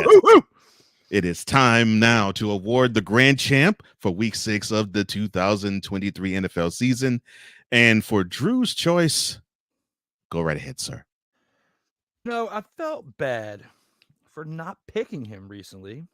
And I feel like I have to, at the rate of what this man is doing, playing video game every single week. I have to give it to Tyreek Hill. Every single week, it seems like you're watching some nerd play a game of Madden on your TV screen. And very good at it, except for it is a real human body. As Tyreek Hill had 6 receptions for 163 yards and a touchdown against the Panthers, averaging 27.2 yards per reception. And for the entire season, he's averaging a little over 19 yards per reception, like 19.4 yards per reception. Okay. It is absolutely crazy. Averaging, he's got 6 touchdowns so far in the regular season. He's averaging 1 touchdown a game. It's hard enough just to get 1 for the entire season. This guy's got 6 so far. He could have over 20 touchdowns in a season and potentially over 2,000 receiving yards at this point. I would be an absolute fool and be expecting you to give me a drug test if I didn't give it to Tyreek Hill this week based on overlooking him in the past. And I think I only gave him the dog of the week like once this entire season. That's on me. Going forward, he keeps playing like this. I have no choice but to give it to Tyreek Hill. Good choice. Good choice. I agree with you. The man could actually get to 1,000 yards for the season next week. Goodness gracious. Or next game. Goodness gracious. Ooh. Yeah, you're right. He's playing Madden-like video game worthy wide receiver this year. It sounded like he was right saying that Tua was a good quarterback, maybe not better than Patrick Mahomes, but sounds like he's good. Dude keeps giving him the ball often. And speaking of a dude that's slinging it, and this is sort of like an award that I'm giving to the team, but I'm doing it to their leader, and that is Jared Goff. He threw for over 300 yards this week. He has played steady, assured, strong offensive quarterbacking play for the Lions, and they are now at a stretch where they have only lost 3 games in the last 16 they have played. So we're talking 13-3 ever since they started off 1-6 to begin the 2022 season, and they have been 13-3 since. The guy number 16, who's pulling the trigger and calling the signals for the Lions, he, along with his head coach Dan Campbell, are at the head of the class in making this resurgence happen. The team is responding to him. The team loves him. The team, you could tell, is being led by him. They're being led right by him. He seems to care for the club, and he seems to have their best interests, and he seems to know when to make the right plays to the right players, and everybody has a hand in the action. And that's all you can ask in a quarterback, is to make everybody feel as though they're a part of the team, because it makes them buy more into what the whole collective is doing. Jared Goff is doing his job. So congratulations to you, sir. It is sort of a nod to the whole team of the Lions, but you, sir, lead it. And at 5-1, and one of the 5 teams that have this record, which is the best in NFL, you, sir, do deserve this honor, because you are being a straight up dog, and you have been for the last calendar year. We'll be right back. Coming up next, the featured attractions. This is Total Football Talk. Comey Media Incorporated, creating content magic in the real world. Yeah. But hey, that was last year. And what did he was out. Right. And now he's in. But he's been out for an entire year. It's not, you can't think he's going to make the same impact that he did before he was suspended. I'm telling you, he won't have to. What? See how Is he going to keep his phone down and not make bets? Come on, man.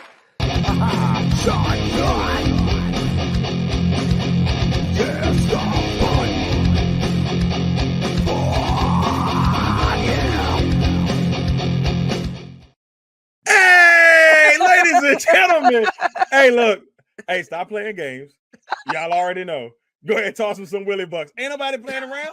Hey, $ DWillie87. Go ahead and hit him up on the Cash App and go ahead and give him some Willie Bucks. Look at Drew looking stoic, ladies and gentlemen. Stoic on that $10 bill. So go ahead, slide my man over some Willie Bucks, and we good. That's all I'm saying. We good. How some Willie Bucks? Sertoba Media, where the struggle is real to be awesome. If you're looking for a sports program that gives you the flavor. Washington Commanders? Really? This whole thing stinks to high heaven. That pulls no punches. Thuggish act by a thuggish actor. That gives you some humor. Praise everything LeBron does and never criticize it. If you want a show that gives you good times, then this is that show. BS3 Network proudly presents. I am Cole Johnson, and welcome to Cole Sports with a Z. Every Friday on Patreon, and every Saturday on YouTube, Spreaker, and all other outlets.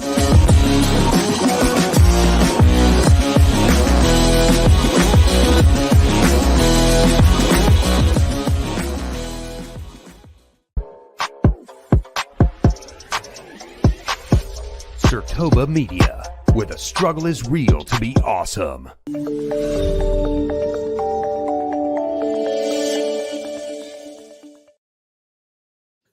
Welcome back to Total Football Talk with Drew Willingham. I am Cole Johnson. And Mick says, look, Pat McAfee said that there are rumors around the league saying Rex Ryan will replace Vance Joseph as the defensive coordinator for the Broncos. Should that happen? Yeah, I think it will. Look, Rex is chomp at the bit to want to run a defense, and anything will probably be a better answer than Vance Joseph right now, because unfortunately he has coached his way probably out of the league, which is unfortunate.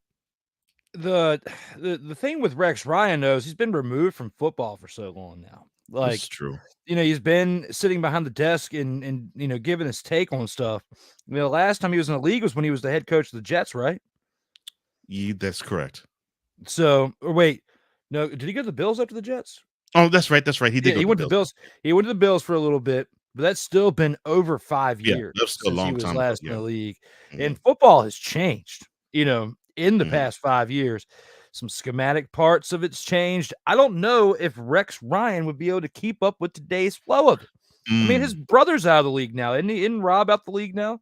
The last time Rob was in the league, he was playing. I mean, he was coaching for the formerly known as the REDSKINS.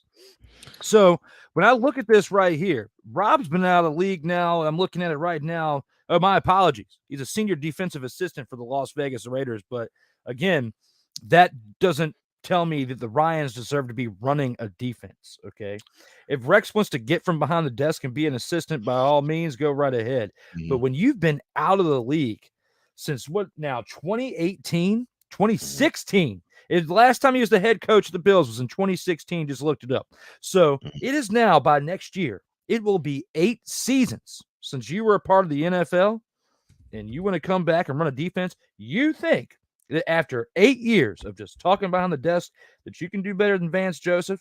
I don't think so, because it's not like your teams. The only thing that you were really famously known for was going to the AFC Championship 2 years in a row with butt fumble and losing.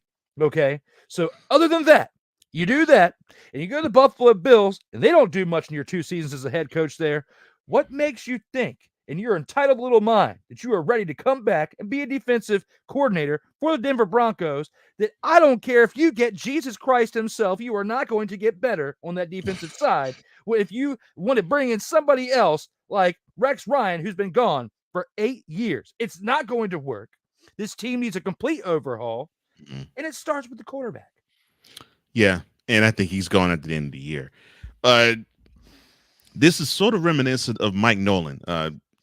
I mean, he did a bang-up job with the Dolphins and did a pretty good job with the Falcons for turning it over to Dan Quinn. But then after 2014, he left. And then he came back as the defensive coordinator for the Cowboys 2020. And he was in charge of the 32nd ranked defense in the league. Basically, a lot of people were saying, oh, well, the game has passed him by. And that one season was the only season he was the defensive coordinator of the Cowboys. They let him go. They put Dan Quinn in his place. Now the defense is much better. But yeah, I think your point is well served right there. Because in that 6-year span, the game changed a lot. So yeah, you're right. And I think that's what Sean Payton is probably realizing too, even though his span was shorter. It was only one season. Yeah. Yeah, he was in between it for 1 season, and even that was long enough. If anything, he should look at that as an example. My head coach that I'm going to go work for was only out of the league for a year, and he's having the struggles he's having after being gone 1 year. And I've been gone now for 8 seasons almost. And you think that you can come in and change this defense around? I'm sorry, you do not have that kind of stroke like that there, Rex Ryan. Let's be real about that. No, you need the horses. And besides Patrick Surtain, I don't think you have too many of them. And maybe Bradley Chubb. Outside of those two, forget about it. Ugh. Anyway, let's get to the featured attractions.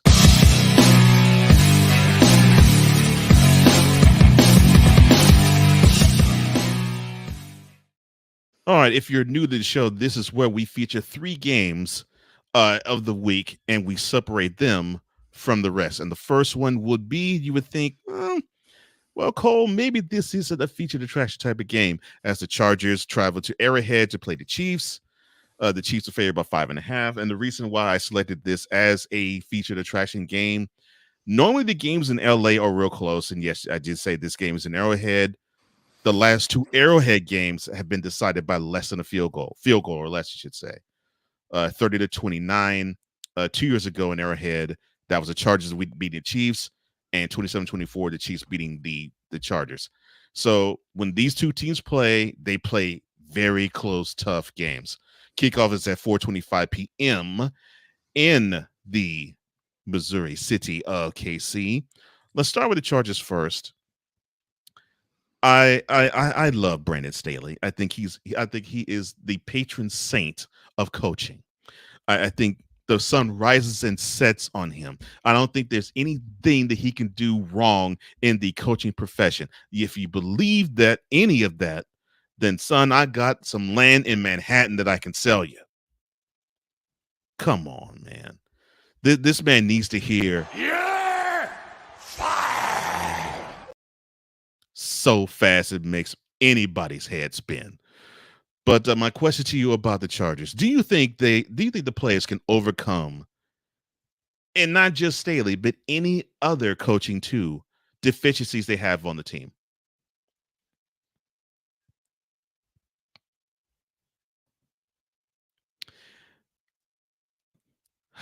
Unfortunately, I cannot read mouths.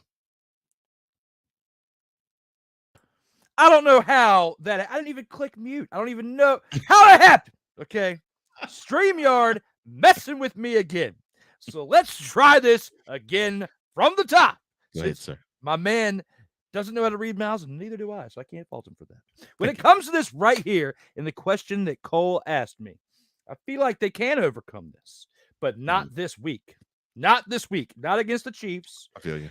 They came close to doing it against the Cowboys. They did. But you're playing a much more high caliber team in the Kansas City Chiefs, who are the defending Super Bowl champions, who've won like 2 out of the last 3 or 4 Super Bowls. Okay? For the last 4. So when you look at that as a whole, and they've been to more than just those 3 Super of the last Bowls. 4. Yeah. Yeah. So when you look at that and you put all that together, that's really tough battle to win right there. When you look at that and what's on the other side of the football. So regardless of how good or how bad your coaching is, you're trying to overcome deficiencies, I don't think you're going to be able to do it this week against the Chiefs. There are other teams remaining on this schedule where I feel like you have an opportunity to do that, but it doesn't start this week. They are doing a better job than what they did when they first started out the first couple of weeks, because I was throwing shade for the first 2 to 3 weeks of this show about that Chargers team. Now I'm starting to come around a little bit more on them, and they're doing a little bit better of a job. But I still, even though Brandon Staley's a nice guy, and he might be a respectable person out here in the streets for us to have a conversation about, or a conversation with, when it comes to running that organization, I just don't have high hopes for him as the head coach after this season. We've already seen enough red flags coming from his time as the head coach there. Justin Herbert, with the talent that he is, deserves a lot better than the leadership that he's got right now. Yes, he does. So with your question right there, I feel like Herbert and the team can, just not this week. Yeah, I agree with you. And there's a colleague of mine who actually says that same thing too. He says, look, Justin Herbert, he's getting wasted. And I agree with him. I think Staley is not doing me any favors. And yeah, he may be a great guy, and he may be a great NFL guy, but he's not a good fit for the Chargers. He just is not. Now, on the other side of the ball and the other sideline of this game, the Chiefs are 5-1, and they have, ever since that their opening day loss to the Lions, have reeled off 5 straight. 4 of them with Taylor Swift attending. Now, I'm not going to ask a question about Taylor Swift, but what I am going to ask is the question that I think I am seeing with this team, especially with last Thursday's game, and maybe the game beforehand, the previous Sunday against the Vikings. It looks like the Chiefs put it a little bit in cruise control. So do you think they do put it in cruise control a little too much? It's appearing that way, but I feel like they're doing it to play it safe in some aspects, because they already know that the way that this team is built, they're going to run away with the division, and they're going to more than likely be the number 1 seed again in the AFC. So if you put it in cruise control, especially if you're at a comfortable point in the game to do so, you limit the possibilities of there being an injury out there to your starting 11 that are going out there on the field. So if you're putting some of your backups in and you're going on cruise control and you're taking it easy and you're playing it safe in some of these cases, then I understand that. But I don't think they're putting it on cruise control to show others like the Swifties out there how it's done out here on the field and to try to set a major tone when it comes to that out here. I feel like that Andy Reid is just realizing that he's got players, they're getting older. They're not as springy as they were 5 years ago. And he wants to keep as much life in his players and keep this special thing going as long as possible, because it only takes one wrong shot and your career is completely changed from that point forward. So I think he's seen that from some of his star players he's had in the past, and not only the Chiefs, but when he was a head coach of the Eagles and when he was assistant coaches on other teams like the 49ers and stuff in the past. He's seen enough working under Holmgren and all the other players and stuff, or when he was part of the Packers as well. When he's been a part of all these different teams that's had legendary players, stars, Hall of Famers, and has had years to think about all this stuff. If he's at a comfortable point in the game to put it in cruise control, if there's anybody else out there in the league who's managing that, I trust Andy Reid in his vision when it comes to that. That's a good point. That's a really good point. And to buffer your point, the Chiefs are coming off of playing late into January, 5 straight seasons. So if they would do it again, it would be consecutive season number 6 that they will go deep into January, at least deep into January. And to add another layer to your point, off sport for a second, but we've seen it with load management in basketball. Like LeBron, for many years, there's 8 years where he was like in the finals every year. It finally caught up to him. And we've been talking about that for the past couple of years.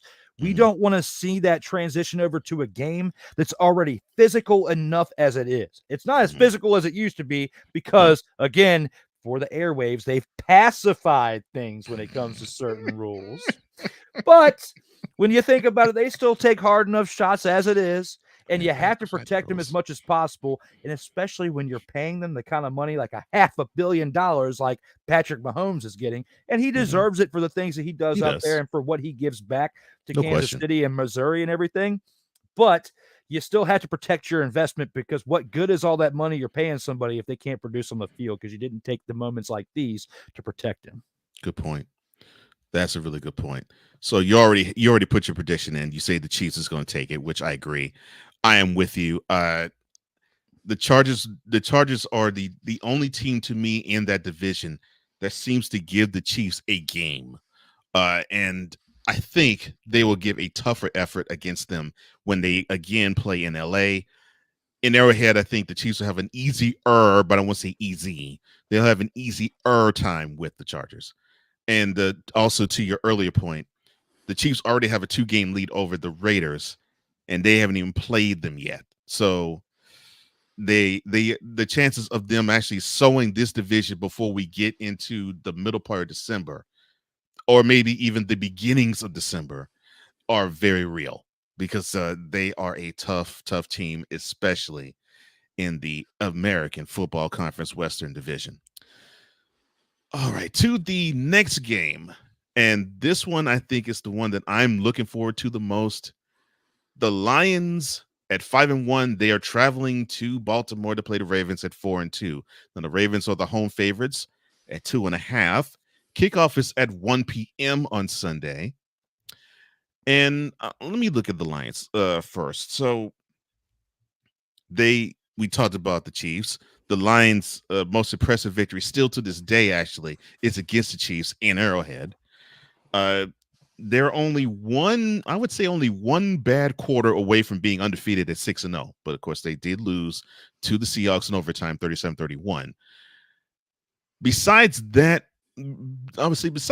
quarter, which I think was like the third quarter of that game, besides that quarter, the Lions have actually been playing really solid. Now, should the 49ers and Eagles now worry about the Lions? Yes. Like, absolutely.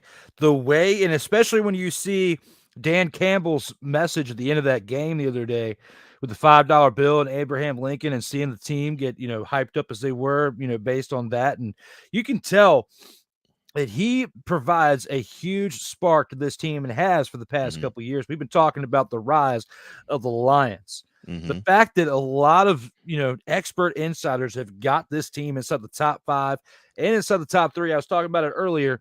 The 49ers and Eagles should be blanking their pants right now because their reign of going to the NFC Championship and potentially having an easier ride to the Super Bowl, or at least an easier ride to the championship game, is now over when you got to face a team like the Lions. It doesn't mean this team that's playing like this through 6 weeks is going to play like this when we get to the first round of playoffs, because a lot can happen through the next 2/3 of the season. Weather and all that, and the way the conditions of things play a factor in the way games go at times too. So when I think about all that, the Lions are a threat right now, currently on this day, October 17th of 2023. But 2 months from now, when you and I have this conversation in December, we could have a totally different answer. But in this moment right now, the Eagles and 49ers should be worried about the Lions. Now, remember, last year they started off the season 1-6, and they were on the doorstep to a playoff bid when we turned the calendar to January. So, yeah, I agree with you. The conversation could be totally different, but yeah, as of now, I agree. I think the Eagles and the 49ers should be when it comes to the Lions, because they're on the come up, and they're coming from behind them, and they ain't sneaking up on them. They're gonna try to bowl them over. Now, on the other side, the Ravens, if I can give you one word that I can say about them, unimpressive, I think is the word. I want to think that this team is one that could be one of the dark horses to upset the Bills or the Chiefs. They probably could if they catch the Bills on an off day. They now can probably say that they can basically upset the apple cart of the Bengals, who they have won the AFC North the last couple of years and have been to the AFC Championship game the last couple of years and went to the Super Bowl 2 years ago. And they handled the Bengals earlier this year. So we came into the season with thinking that it was going to be a triumph in the AFC, of it being the Chiefs, Bills, and Bengals, with the possibility of the Jets basically playing spoiler to any of the three. Now it looks like it might be the Ravens, but they seem unimpressive. But what must they do, though, to take control of the AFC North? They got to step it up a little bit when it comes to their offensive production, because Lamar Jackson, the amount of money that he just was crying about getting during the offseason, he hasn't earned what he's getting paid right now. And some people are going to probably, throw some shade at me for saying that, but that's how I feel. Like, when you're throwing for 223 yards in the game against the Titans, and then, the game before that, you're only throwing for 236 yards against a Kenny Pickett-led Steelers. And then the game before that, you're throwing for 186 yards against the Browns, which, yes, they did just upset the 49ers, but even at that point, you beat them 28-3, and you only passed for 186 yards in that game. The offensive production from this team is scaring me a little bit, because even the game before that, in the Colts game, you only threw for 202 passing yards. So you're averaging you're averaging 200 yards or less passing. Now, for somebody who's a dual threat when it comes to passing and running, and the amount of money you just held your franchise up for hostage in the past offseason, will they or will they not pay you? Well, you got the bag, but you're not producing the results. So when I think about this Ravens team right here, and the questions that you're asking, what must the Ravens do to take control of the AFC North? They need better play out of their star quarterback that they're shelling all this money out to. It all starts from the top. And Lamar Jackson needs to get out of his head and turn things around out there as a production-wise in order for this team to trend upward. 4-2 is okay, but for what you're paying him and other players in this team, you got Mark Andrews around you as well, who's a great tight end. All these other players around you. You got OBJ, who doesn't even want to be there anymore from what it seems like, with all this stuff going on. All this turmoil. You got too many stars around you, too many talented players for you to be given these type of results. 4-2 is okay, but at a third of the season, for the type of talent that you got and the predictions that were going during this offseason, I expected a little bit better out of you. Yeah, and to give a more perspective, you have the Browns at 3-2, you have the Steelers at 3-2, and you have the Bengals at 3-3. So The other 3 teams are within a game of the Ravens. So who do you predict winning this game?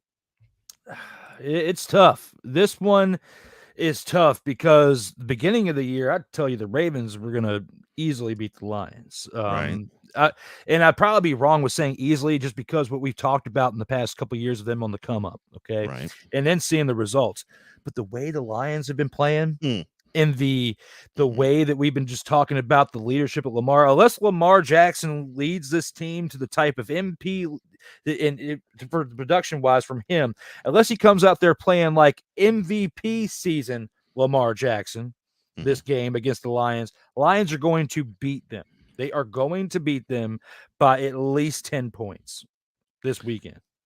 So for those who were keeping track and scored, that would be the 2019 season. I'm with you. What I've been seeing from the Ravens defensively, it's like they haven't impressed me, but it's not that they're bad and it's not that they're average. They actually are good. But it's not, it's not like, say, the 2000 Ravens squad where it's like, wow, that defense is playing so to the point where the offense is just totally dragging the team down and they're massively disappointing. The defense, they're doing just enough. They're doing just enough to keep the Ravens in and to give them opportunities to win. That offense, though, just seems to be up and down so much. And their inconsistencies, they can ill afford to have inconsistent play offensively against teams like the Lions. And that defense of the Lions is nothing to play with. This is not last year's team where you could score 40, 50 points against them every single week. They will make you work for those points. And they're going to make the Ravens work for their points here. I say the Lions are going to also win this game as well. Now, the marquee game of the week, you have the Dolphins, who are putting up Madden numbers at 5-1. They are going to South Philly and visit the Link to play the Eagles. They are also 5-1. The Eagles are 2.5-point favorites. Kickoff is, of course, for every Sunday night game, 8:20 on Sunday. The Miami Dolphins are first. So we're going to talk about them in a few minutes, but they scored 70 points against the Broncos. They scored 42 against the Panthers. They scored 31 against the Giants. But the defense just doesn't, and they scored 36 against the Chargers, but the defense just seemingly doesn't have it. And they proved it to me in the game in Western New York where they lost 48-20. Will the defense ever catch up to the offense of the Dolphins? It's a really good question, and I don't think so. The defense that they have is better than some of the other teams the Dolphins have faced. Yes. On the Eagles side of the ball. Yeah. With the game that they had this past weekend, we're talking about with the Jets. And the Jets defense smacked around this team right here when it comes to the Eagles. Okay, which is why, he threw 3 interceptions. So I don't have high hopes for not only them being able to stop the offense, but I don't even have high hopes going up against their defense because the Dolphins' defense is not as good as the Jets' defense. But it's not that bad either. No, it's still good enough to help this team, in some of these tight games that they're having, because they have had a couple of tight ones. They haven't run away with all of them. But the production of Tyreek Hill and the rest of that offense and Tua have definitely put the stamp on their victories they've had so far. But when I look right here, I just don't think that the Eagles defense can stop this offensive explosion coming from Miami right now. That's a good point. And also another good point you brought up. The last time the Dolphins were on Sunday night was when they were in Foxborough. The game was 24-17, and the defense was the one that had to hold things together because Tua had an off game that night. In fact, that probably was the worst game he played all year. And I'm including the Bills game too. I think he was just not on that night. But the defense was the one to make sure that they would not lose that game. So they've shown moments, but not all the time. It's something about Tua in night games. Tua in night games, It's true.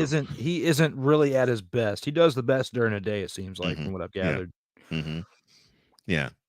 Now on the other side on the other sideline, now of course they're going to be licking their wounds off of the 20-14 loss where they had a 14-3 lead against the Jets.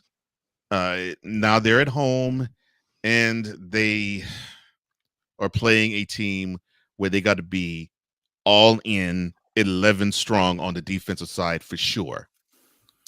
And of course, on the other side, they want to reestablish the fact that they can just simply bury you in the dirt with that offensive line and the running game. How do you think the Eagles will respond after the L that they took in the Meadowlands? It's as far as their defense, they don't have they're not going to be able to stop this Miami Dolphins offense. The only way that they're going to be able to respond from the L coming out of the Meadowlands is if their offense just goes off. Like they've got to match each and every possession with the Dolphins. And I mean, they cannot afford a punt. If the Dolphins punt, you need to score. Like that's the only way you're going to get the one up in this game is if the Dolphins have to punt and you convert on that punt by scoring and don't look back. And then you can go back and forth with the scores in the alternate possessions at that point. But that's the biggest concern that I have here. That's the only way I feel like they're going to be able to respond from this L in the Meadowlands and come out with the victory is if they start out early by matching them and then capitalizing on at least one mistake. That's the only way the Eagles are going to be able to take care of this. And so you're calling a track meet is what the Eagles have to do, which I could see that. I could totally see that. All right, so who do you have in this game? Based on their loss to the Jets last week and based on what they've got coming up the week after, the Eagles need to win this game. They cannot afford to lose this game because you got the Cowboys right behind you in the division. However, I think the Dolphins win this game. I think their offense is going to be a little bit too much for the Eagles defense. Jalen Hurts already couldn't live up to the pressure in the past week playing against the Jets, throwing for 3 interceptions. I can't be that high on him to overcome that against a Dolphins team that only one team's been able to stop all year. So when I put that in perspective, thinking about you got to face Tyreek Hill and the fact that he's been averaging 100+ yards per game, 1 touchdown per game, and has been going video game every game, I just don't have it in my heart to give it to the Eagles. I got to give it to the Dolphins this game. I understand that. And yes, play along like Mick is doing. He says, look, with the Chargers Chiefs game, he has KC winning it. With the Lions Ravens, he said the Lions are going to take it. He picks the Eagles in the Sunday night tilt, and actually so do I. And the reason why I do pick them is because I love when a team plays angry and they can channel it. Now that's the key. If they play angry and they channel it. Because I think they need to feel offended that they had a lead against a team that they are better than. Because let's make this completely blunt. The Eagles, talent-wise, they have more talent than the Jets. They do all around. They should feel offended that they dropped that game to the Jets, and I think they're going to come. They're going to come to this game with the Dolphins, and I think they are going to look at them and probably want to send a message and say, we're not the team that you saw in the Meadowlands, and we're actually not the team that you have seen for most of the bounds of this year, maybe for the exception of the game we played in Tampa. Because, the offense was explosive against the Commanders at home, but the defense didn't come to play. Let's be honest. They didn't. And that had a lot to do with the Commanders too. But I think the Eagles need to come with that venom of, we are the best team in the league, and we're going to show it because we're going to be the team that people say is the best in the game right now. Now, would I be surprised if the Dolphins pull it off? No, I wouldn't be surprised in the least. But I think the Eagles need to take offense to the fact they dropped the game they should have won against the Jets. And they're going to take it on the Dolphins. And I think the physicality that they have is going to be just a little too much for the track meet Dolphins that they want to have. The Dolphins want to make this a track meet game. The Eagles need to make this a knock them down, drag them out. And I think they can succeed in that. All they have to do is look at the tape of when they played Buffalo and see that a physical team, if you lay on them good enough, they can stop that speed. But I do agree with you, though. They need to curtail them going score for score, because if that's the case, the Dolphins can run away with this quite easily and quite quickly. So, yeah, I agree with you. But those are the games for this week. Stay tuned. We have the rest of the slate later, but we have other things and other business to take care of. So come on back, why don't you?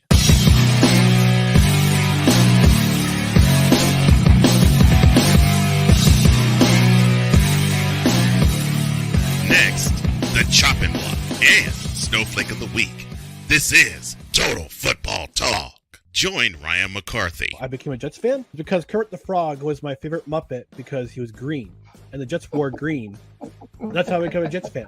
And Dustin Henry. ESPN is cashing all in on let's pay a few personalities and we'll just kind of fill in the gaps. As they walk you through all of the world of sports from their perspective. The Albany Empire, it's a literal circus. No credentials required. Where, Ryan, say the tag. Where you don't need a press pass to talk sports. Every Monday at 8 p.m. Eastern, 7 p.m. Central. On YouTube and where you can find all podcasts. This is a BS3 Network presentation.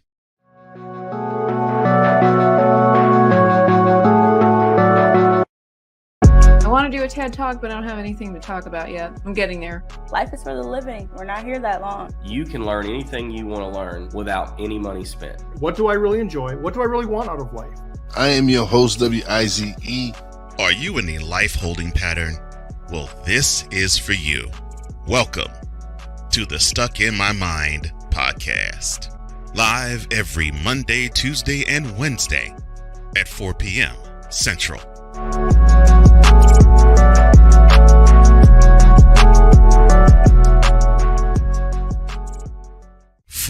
Football, and more football, you say? Well, tune in to Total Football Talk. Join your hosts, Drew Willingham. You were playing like a dumpster Pelican quarterback. And Cole Johnson. It sets up a possible play action. Did you hear that, Dak Prescott? As they take you through all the paces, both on the field and in the boardroom, of Total Football Talk. Every Tuesday at 4 p.m. Eastern, 3 p.m. Central. Exclusively on the Sertoba Media and the Comey Media Incorporated YouTube channel.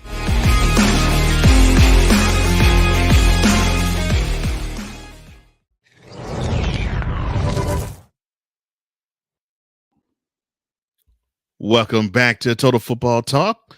Joined, as always, by Drew Willingham. I am Cole Johnson. And we're just enjoying this. We're enjoying this process. We're enjoying you all here. Thank you so much for tuning in. Thank you for commenting. And if you have anything that you want to comment on, don't be bashful nor shy. Drop those requests, comments, or even questions in the chat. And if it's good enough, we will put them on air and read them. And we appreciate everybody who wants to be a part of this Total Football Talk family. It's been new, but it's been wonderful, and we are enjoying it. And speaking of enjoying something, I think we're probably going to enjoy rolling out the chopping block.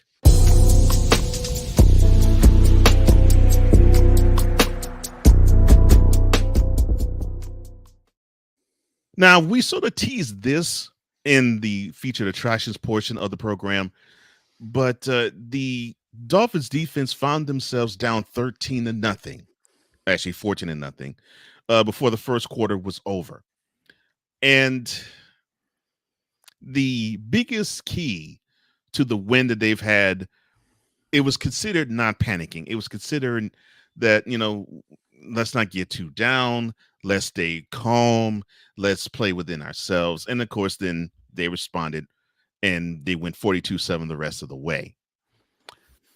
Offensively, I don't have a problem with them because all you need to do is just give them daylight, and they will just operate at will against any defense. Defensively is where I have the issue. So my question to you, sir, does the Dolphins' defensive philosophy need a complete overhaul altogether? For the most part, yes, because they're going to have a big challenge this upcoming weekend against the Philadelphia Eagles because they're no slouch. And like we were just talking about in the last take, they're going to have to go back and forth like a track meet in order to really make this happen, in order for the Dolphins to take the win over the Eagles right here. And in some cases, the other way around for the Eagles, because both sides, the Eagles got a decent defense and a decent offense, and they're well-rounded. But the Dolphins just have a stupid offense right now. Like you said, the daylight, you give them a little bit of daylight, they're going to take that inch and make it a mile. So when I think about this right here, this offseason, they're going to have to make some moves to upgrade that defense, because you've already got great pieces on offense. Don't let any of that walk away and keep them healthy. But you got to make some upgrades in this defense if you want to not only go to the Super Bowl, but win. And you still got to get past the Chiefs first before you even get to the Super Bowl, or let alone the AFC title game. So putting all that in perspective, you got to think about that. Defense is key. Establishing the run, having a decent quarterback, and having a great defense to rely on at times in the game when you really need them the most. Those are the three big parts for me when it comes to the game of football. And they have two of the three. They have 2 to 3. The third one, they're lacking pretty hard in, because even that 70-20 game against Denver didn't even deserve to score 20 points. It should have been 70-0. Oh my gosh. You're too funny. 70-0. Well, forget the Chiefs. The Dolphins need to get past the Bills, and they're having issues getting past them, and those issues still linger even as recently as late last month. So to your point, I agree with you. I think they need to overhaul their defense, because they need to have that side of the ball help them get over the hump. Otherwise, there will be the also rants, and they don't want to be that. They want to be the main contenders, not pretenders. So I agree with you 100% there. Hey, who's giving them the business? And that he calls Bunker Stayfield took to task the offense and himself, because he took blame in the 20-6 L that they suffered at home to the Lions. Now, with his 19 of 37 for 206-yard performance, he had this to say about Sunday's performance. Quote, "We suck today. I suck today. We suck today. It was awful. If we play like that, we're going to lose every time. Defense and special teams did an amazing job yet again. In offense, we just need to pick our stuff up." Close quote. Now, my question to you about Baker Mayfield, it's not about him. It's, to me, about the philosophy of that team, and they are led by their head coach, Todd Bowles. Now, they went to the playoffs last year, winning the NFC South with an 8-9 record. And although they're 3-2 now, they don't look all that impressive. So do you think Todd Bowles' days as a head coach in the NFL in general are numbered? I mean, they don't even have a losing record. They don't even have a losing record at this moment. So I can't completely throw Todd Bowles under right now. If anything, you should be mad at yourself for taking Bruce Arians out of there and not letting him remain there just because him and Brady didn't see eye to eye. Okay. Now, when it comes to Bunker Stayfield, right? I'm proud of you for owning up to the fact that you suck. Okay. Because that's why you have the name of Bunker Stayfield, and you bunkered it up this past weekend. And I'm glad that I get to say that again. It's been a couple weeks since I got to rip into you for bunkering it up. And you sure did lay an egg this past weekend. Because one person sucks, somebody else's job's got to be accounted for. No. What else do you have to put in there to take Bunker out? You think somebody else is going to come in there and do like what Philip Walker, old PJ, did for the Browns this past weekend? Do you think so? No, I don't see anybody else. Kyle Trask is probably the 18th dumpster pelican up there because he can't even fill Bunker's shoes in that moment when it comes to playing quarterback for the Tampa Bay Buccaneers because you don't have Tampa in you don't have Tom Brady and Tampa Bay anymore. Can't even say it. You don't even have Tom Brady and Tampa Bay anymore. You can't call them Tampa Bay. You can call them the Tampa Bay Buccaneers because they are bunkering it up just like their leader at quarterback. You cannot put it all on Todd Bowles. Give the man some breathing room. Find yourself a legitimate quarterback out here in these streets who doesn't bunker it up every other game in the NFL. He actually named the 18th dumpster pelican being Kyle Trask. Goodness gracious. Hey. Who's giving them the business? I smoothly went to that too while in mid-take. I know. That's what made it even more beautiful. I'm like, oh my gosh, he smoothly went to that in mid-take. Oh my gosh. The pro that is Drew Willingham, ladies and gentlemen. So it may be strange, but the partnership between Mike McCarthy and Kellen Moore definitely was always strange. And back in 2015, when McCarthy was with the Packers, he said he would never call plays again as head coach. That changed starting this year. Now, last night, the Cowboys and McCarthy being the chief play caller for the Cowboys went against the chief play caller of the Chargers, which was Kellen Moore last night, 20-17. The Cowboys beat the Chargers, obviously. But seemingly, the playoff woes of the offense fell on the shoulders of one Kellen Moore and not on the shoulders of one Mike McCarthy. But they considered this year's offense a work in progress. So I will ask this question in all honesty. Why is Mike McCarthy fitting the Heyman's noose around his thick neck? He wants out. He probably has had enough of Gerald, as you call him, and the other people that are working in that main office, probably talking in his earpiece throughout the game. The man probably can't even get 2 hours of sleep without a text from Gerald. So when you think about everything in his life right now, he probably wishes he never came back to the NFL as a head coach. Because if you're going to go from saying, I'm never going to call plays again, to now in your short term as the Dallas Cowboys head coach, you're already calling plays again. Mm-hmm. Hey, I think that it's, we're talking about Todd Bowles potentially might be time to go.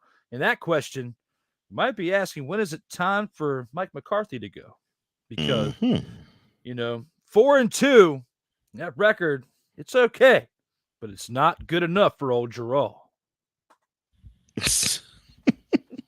No, Gerald is not happy. Now, oh Lord, as Wise has come back to say, like Sam Howell and Daniel Jones. Hey, Samuel Howell is 3-3.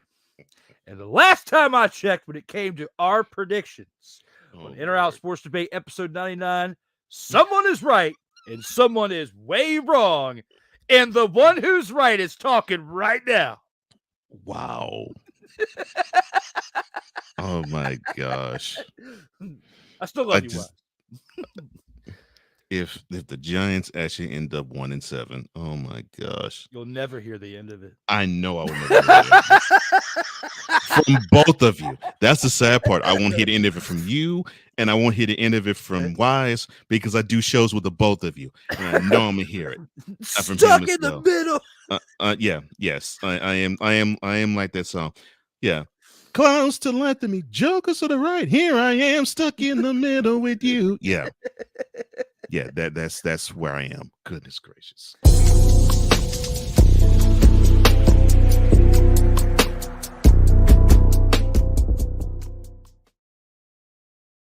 Total Football Talk.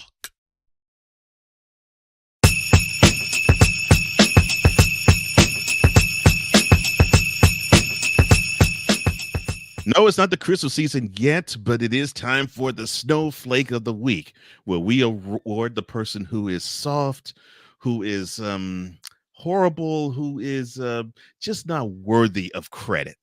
And for the snowflake of the week, it's Drew. We've gone back and forth when it comes to this snowflake of the week. Now this is the 7th edition of Talking Snowflakes.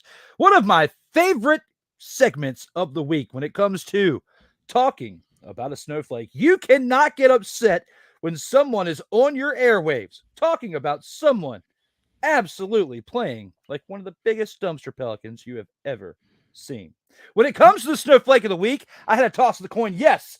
And both of these dumpster pelicans I'm thinking are in my head. They are in the top 4, as you see, of those dumpster pelicans right there.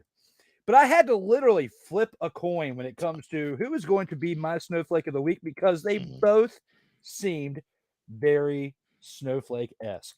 And with this one, I couldn't give it to somebody who I've already picked to be on the list. Right. So I had to go with somebody else. Okay. And for this week, I'm going to make Cole smile from ear to ear when I talk about the Titans and their quarterback, Ryan Tannehill.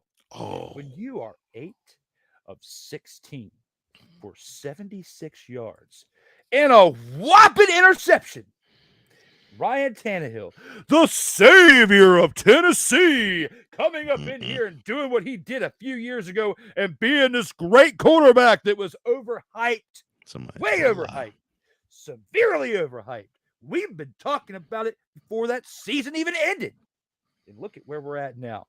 76 passing yards. Ryan Tannehill is my snowflake of the week. I like it, sir.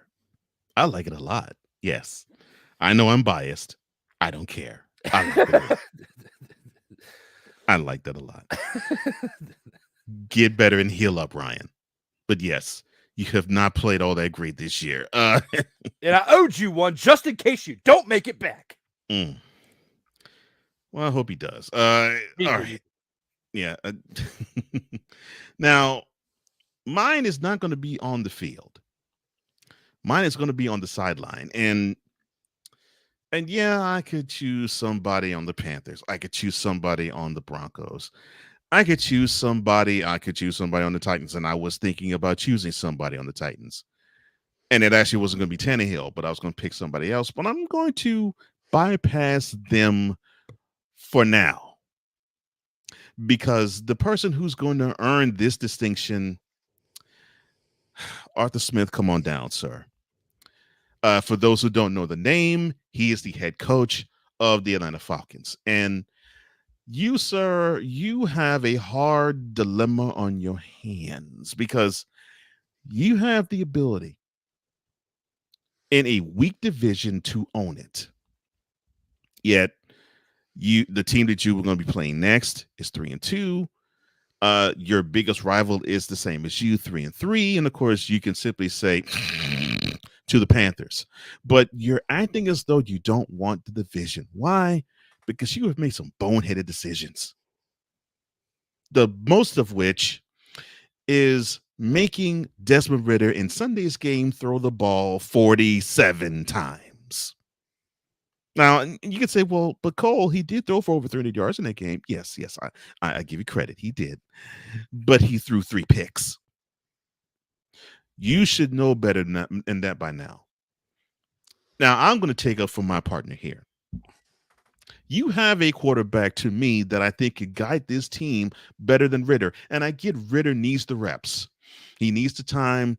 He needs to get in rhythm. I understand that. However, this team is better than I think you all thought it was going to be. So because of that, one Mr. Taylor Heineke needs to be the starter for this team. Why? Because I think you need to have the quarterback that is fiery, that has the confidence, that can actually lift a whole squad up that may be average, like your team is, to actually pretty good. Desmond Ridder, he can't rise a team from average to pretty good. He can make an average team even more average. just like he did last week in the win against the Texans and this week in the loss to the Commanders. Both times he threw for over 300 yards. Both times the team was pretty average, but they just didn't shine because they are in these games that they should win, but either they're losing or they're squeaking them out. So you're making bad decisions, sir. And you are thankful. You better put your knees to the ground and thank your lucky stars that you are coaching a team that is in the worst division in the league, because you, sir, are maybe 3-3, but they're 3-3 in spite of you. They're not 3-3 because of you. You need to guide this team better. And oh yeah, I thought you were a defensive wizard. I guess not. Oh well, sir. You're melting. In that 2-point conversion attempt. Thank you, sir. What was that? I could not say that better. Make better decisions from the sideline, sir, because your decisions are already costing your team wins. And that's going to come back to bite you come January, where you're hoping that you need to have a loss by one of your divisional rivals to get into the playoffs, and they disappoint you and win. So, sir, tighten up your game, because they don't deserve you there, and they deserve Taylor Heineke to be quarterback of the Falcons. You better get in the place where it's cold and you can become a stronger snowflake than you are, because you're turning into a puddle. Sucker.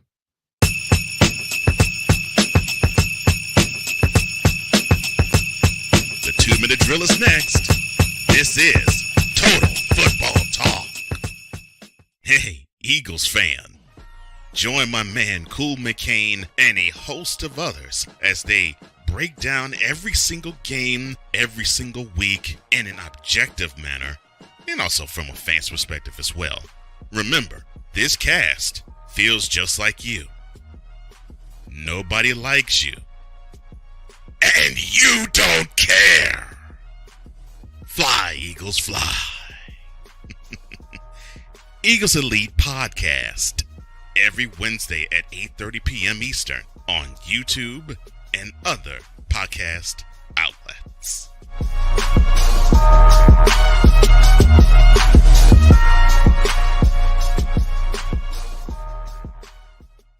Oh, yes. The tradition, the pageantry, the spectacle, the history, the slut. Wait. I gotta rep my brother's stuff right. All my DMV soldiers, stand up! And welcome to the Commander's Gridiron Report. You want your Commanders to be repped right? Well, D. Willie is your man. Commander's Gridiron Report. Every Monday at 3:05 p.m. Eastern, 2:05 p.m. Central. Exclusively on the Sertoba Media YouTube channel. Music by J. Cool. Where my soldiers? Right side. Commanders. Where my soldiers? Left side. Join the transporter to Hades. Your butt and gut becomes one. Join the reformer of hooker whores. This is my daughter, Placenta Booty Johnson. Join the bronze god. Whenever you are in distress, take off your baseball cap and throw it in the air. Join your very own superhero of broadcasting, Chris Bass. So whatever color crayon they get, they palm it and do 2 circles, and that translates to, I can be the black people. As she takes you through the week's paces in Baseline. Live every Saturday at 8 a.m. Eastern, 7 a.m. Central, Pacific time zone people, just stay asleep when this is on live and just catch the recording. Oh, I'm sorry. Exclusively on the Chris Bass YouTube channel.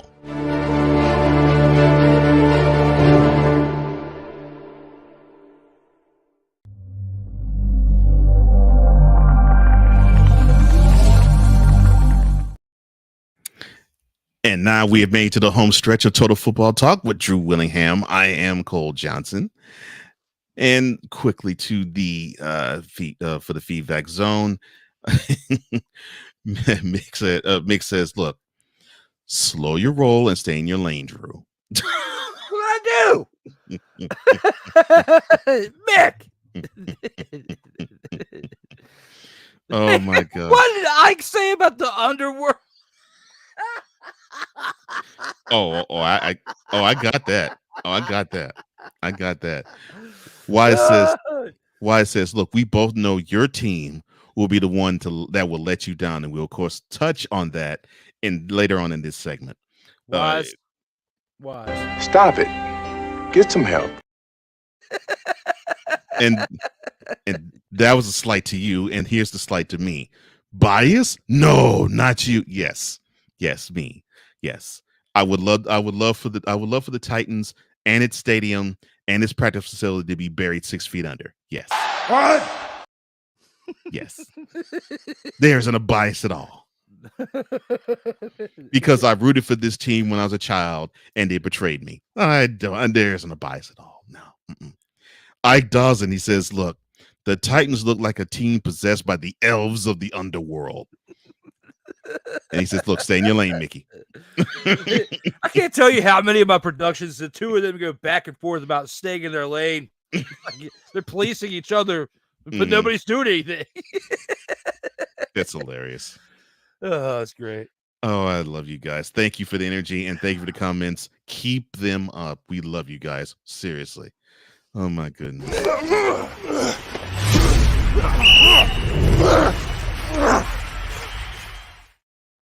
And now we have come to the 2-minute drill, which is the best of the rest in the NFL. Of course, we're into week 7, and we are in the bye season of week 7, and there are teams that are on byes. And the teams that are on byes this week will be the following: the Bengals, the Cowboys, the Titans, the Jets, the Panthers, and the Texans. Again, the Bengals, the Cowboys, the Titans, the Jets, the Panthers, and the Texans all have byes for week 7 of this year. And there's not enough help that a bye week can fix some of those teams on that list. Wow. You are absolutely ice cold. Goodness gracious. Wow. Really? Bye week can't fix it. Wow. That's like saying to a person, wow, there's not enough anything that can fix your ugly. Wow, that's cold. All right. Let's get to the Thursday night game, shall we? 8:15 kickoff between the Jaguars and the homebound Saints. The Jaguars are 4-2. The Saints are 3-3. Excuse me. The Saints are favored by 1.5. Your pick, sir. Based on what the Jags did this past week, I feel like they got a good chance of taking the victory here on the road. You know, they've proven that even being in London doesn't completely throw them a curveball. So going to Vegas isn't going to be that big of a deal. I mean, go to New Orleans isn't going to be that big of a deal. So here, when it comes to the Jacksonville Jaguars, I think they're going to win in the game over the Saints this week. Yeah, I think it's going to be a close affair. I think the Jags will win. Of course, I'm rooting for the Saints, obviously, but yeah, I think the Jags are going to take it. Wise says the Lions are the best team in the NFL at the moment. Well, I mean, they have a 5-game, they have a winning streak that basically, well, I should say winning streak, but they have a winning stretch that goes 13 out of the last 16. So yeah, it looks like they're playing the best, because the only other team you can say that played better in that stretch would be the 49ers. But no, Chiefs got a Super Bowl, so I disagree. No. I'm talking about in that stretch. Now, of course, the team that could say they really are the best, of course, is the one that's holding the most recent hardware. So, yes, I agree with you. Sunday, 1 p.m. kickoff. The Raiders at 3-3. They sleep at Soldier Field. No, they won't be sleeping at Soldier Field. The Bears will when they play the game. They are at 1-5. The Raiders are favored by a field goal. All right, who do you have in this game, sir? I feel like with the questions we have surrounding Jimmy G, and, Brian Hoyer starting an entire game, if that's the case, with his bad back, I think the Bears are going to stick it out in this one and win by that field goal. I think they got it wrong in that pick. I think the Bears are going to win this game if they're facing their backup quarterback for Vegas. Dang. I thought you guys are going to pick the Raiders. Yeah, I agree with you. I think the Bears are actually going to win this game. The Raiders find a good way of basically screwing the pooch. I think they will do that again to this coming Sunday. Wise says the Lions beat the champs, which that is true. Not only did they beat the champs, but they beat them in their own building too. So yeah, in the chat, come along and pick along with Mick. Mickey's saying, look, the Jaguars will take that game. The Bears will take the Raiders and Bears game in Chicago. Okay. All right. 1 p.m. kickoff on Sunday. The Browns at 3-2. They travel to Indianapolis where they play the Colts, and they are 3-3. The Browns are favored by a safety. Who do you have, sir? Based on what the Browns did this past weekend with the upset and the momentum that's coming from that, in the way that the Colts played as well, I feel like it's inevitable for the Browns to win this game, go 4-2, and knock the Colts down to 3-4. That would make me happy. I would love to see that happen. Now, I don't have the hatred of the Colts nor the Jaguars like the Titans, but they still are AFC South teams. So, of course, I root against all of them unless they are playing to favor my Texans. So, yes, I think the Browns, although yes, they're playing, more than likely they might play without Deshaun Watson.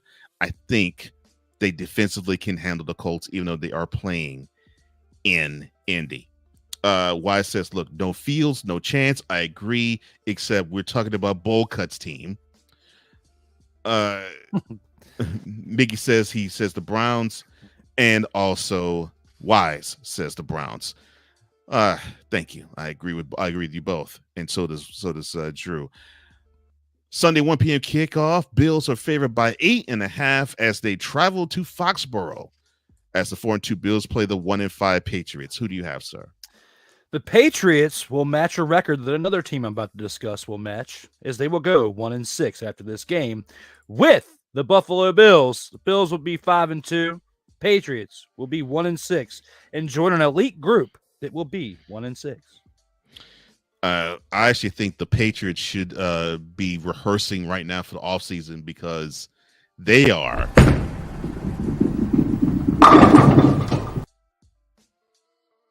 Absolutely.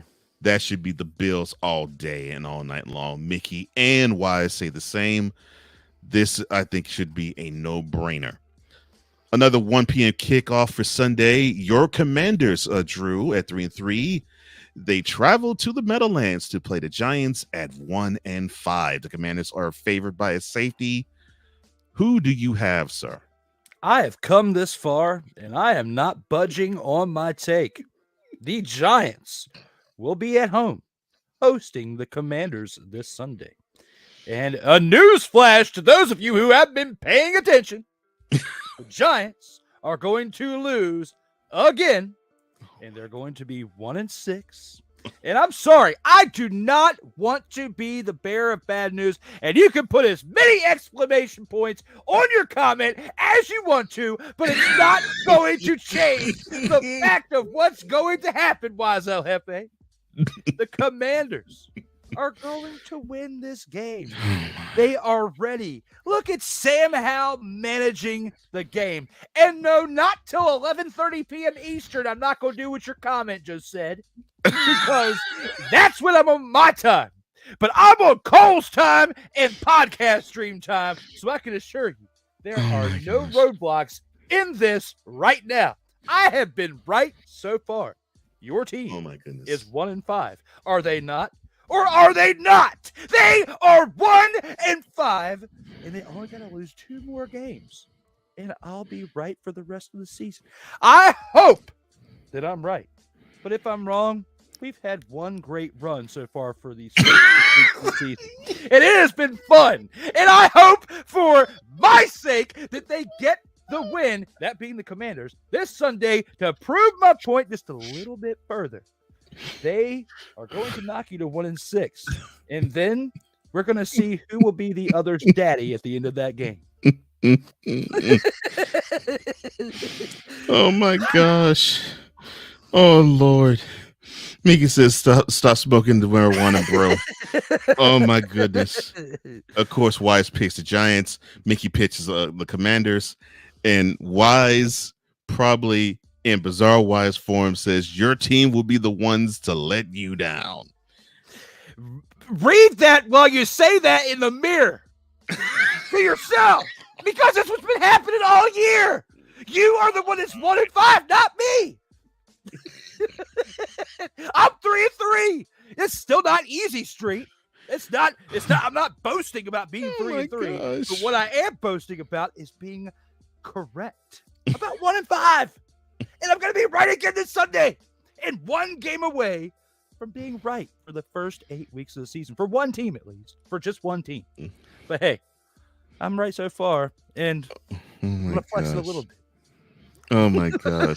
Why is this? Do I hear a little doubt in your voice? I'm like, oh my gosh, you two are too funny. No! Oh my God, too much.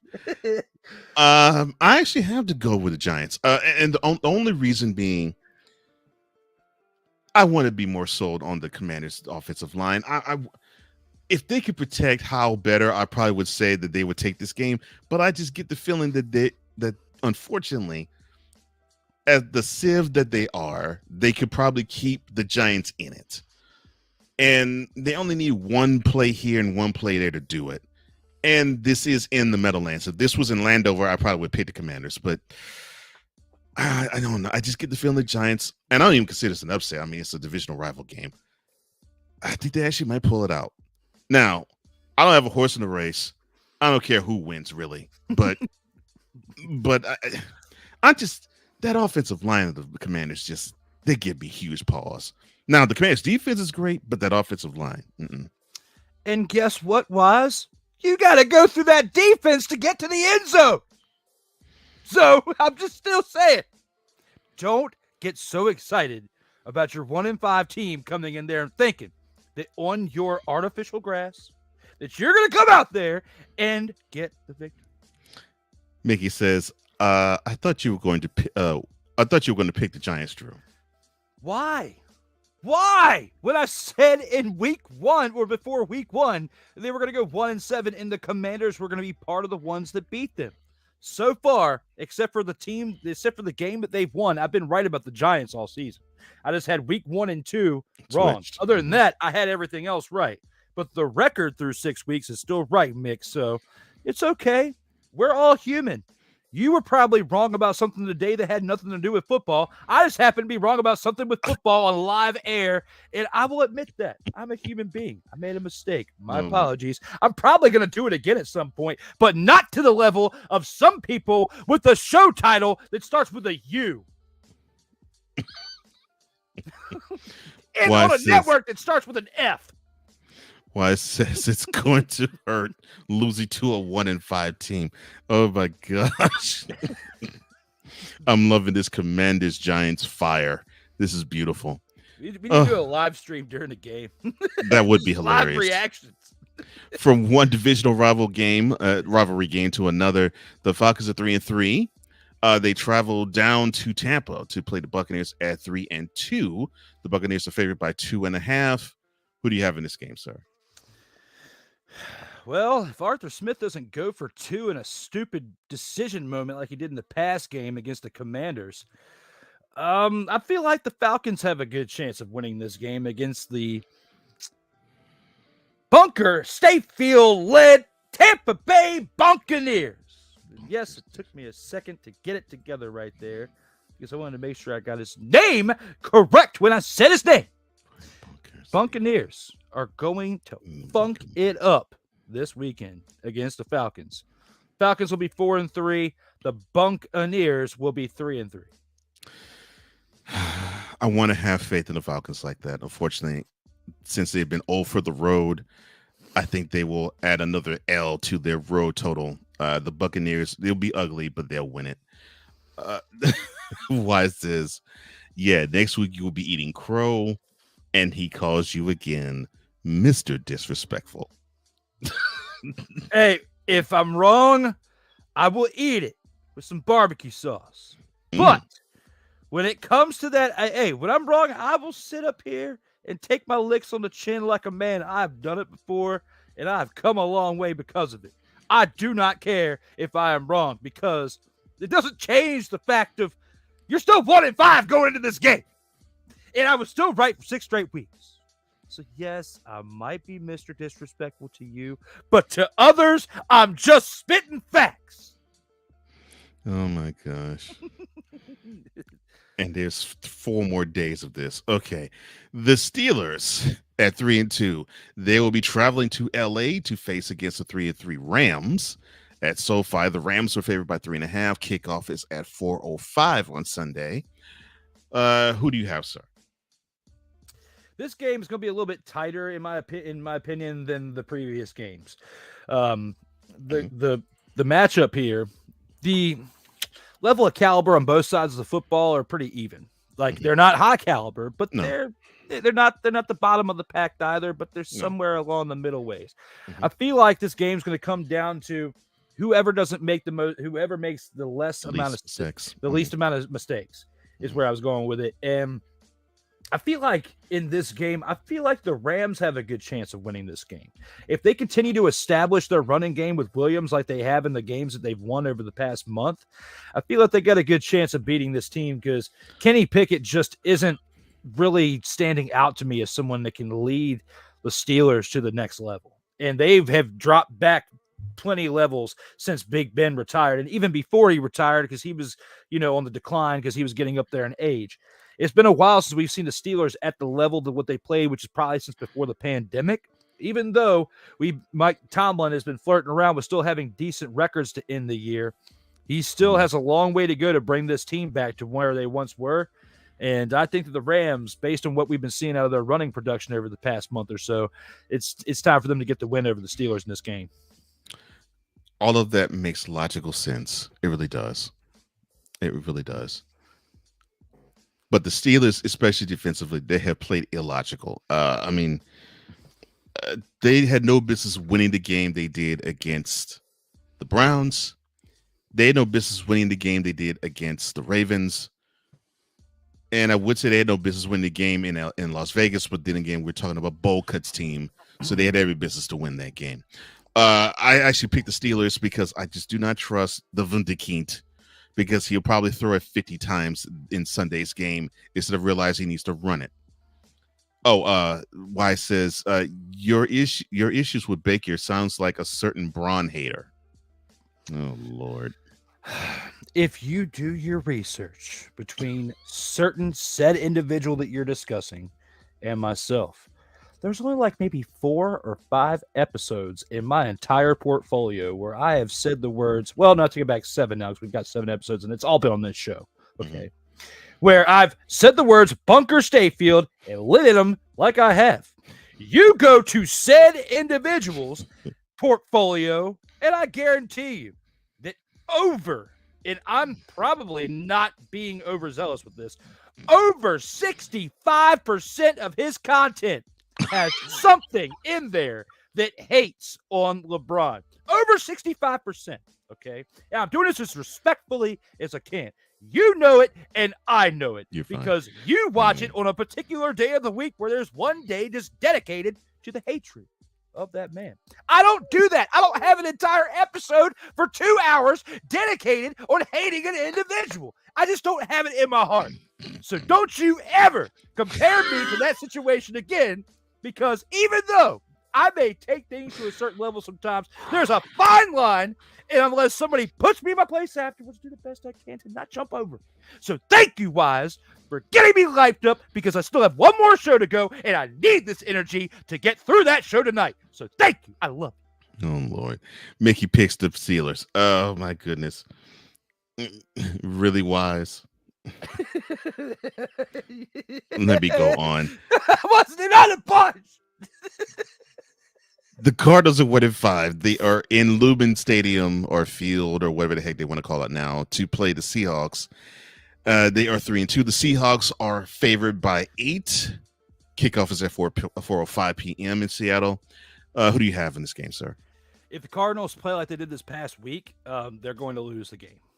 We've been talking about how they've been in several games throughout this year, and they've been very close. But if you play like you do in this past game, you have no hope of beating the Seahawks. And the Seahawks definitely didn't play their best in the past week either. So they definitely need to step it up if they're going to have a chance of winning this game. And I say that lacklusterly because they are playing the Arizona Cardinals. But again, the Arizona Cardinals are no slouch. If they play to their potential, they can upset some people out here and mess with some people's records and their seedings for playoffs. And, we can't really say that but so much for a lot of teams, but the Seahawks still have a winning record and still have a chance to make noise in the playoffs. You cannot afford to lose this game against the Cardinals, but you can if they get on you pretty early. But I have the Seahawks in this game. I do too. Cardinals have just done very little to impress me the last 2 weeks, unfortunately. And the game in LA was absolutely horrible. Mickey also picks the Seahawks, another stay in your lane reference. Oh, Lord have mercy. To the 4:25 p.m. kick, the other 4:25 p.m. kick. Of course, the Chargers and the Chiefs are the other 4:25 p.m. kick. The Packers at 2-3. They travel to Denver to play the Broncos at 1-5. The Packers are a favored team by only 1 point. Who do you have in this game, sir? Packers, enough said. Okay, the Packers.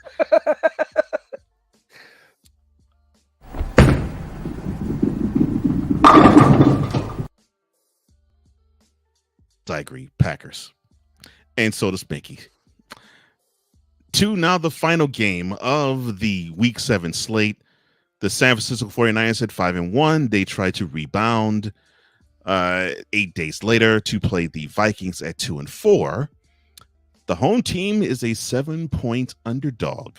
Kickoffs at 8:15 p.m. Monday night. Who do you have on this game, sir?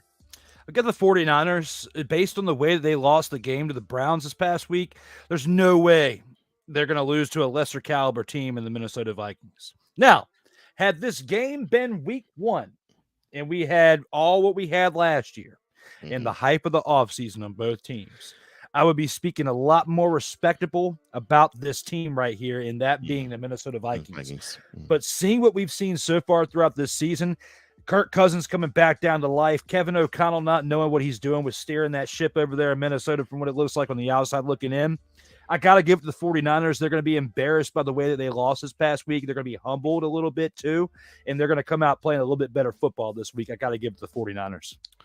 Yeah, it's unfortunate. All I have to say is Cousins will probably throw for about 250, 260 yards. And if he does, that means it's an L. And it would be an L. The 49ers have this game wrapped and sewn.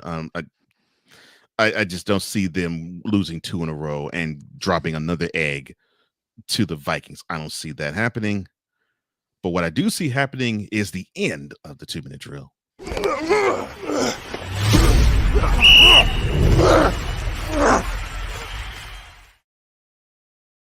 Total football talk.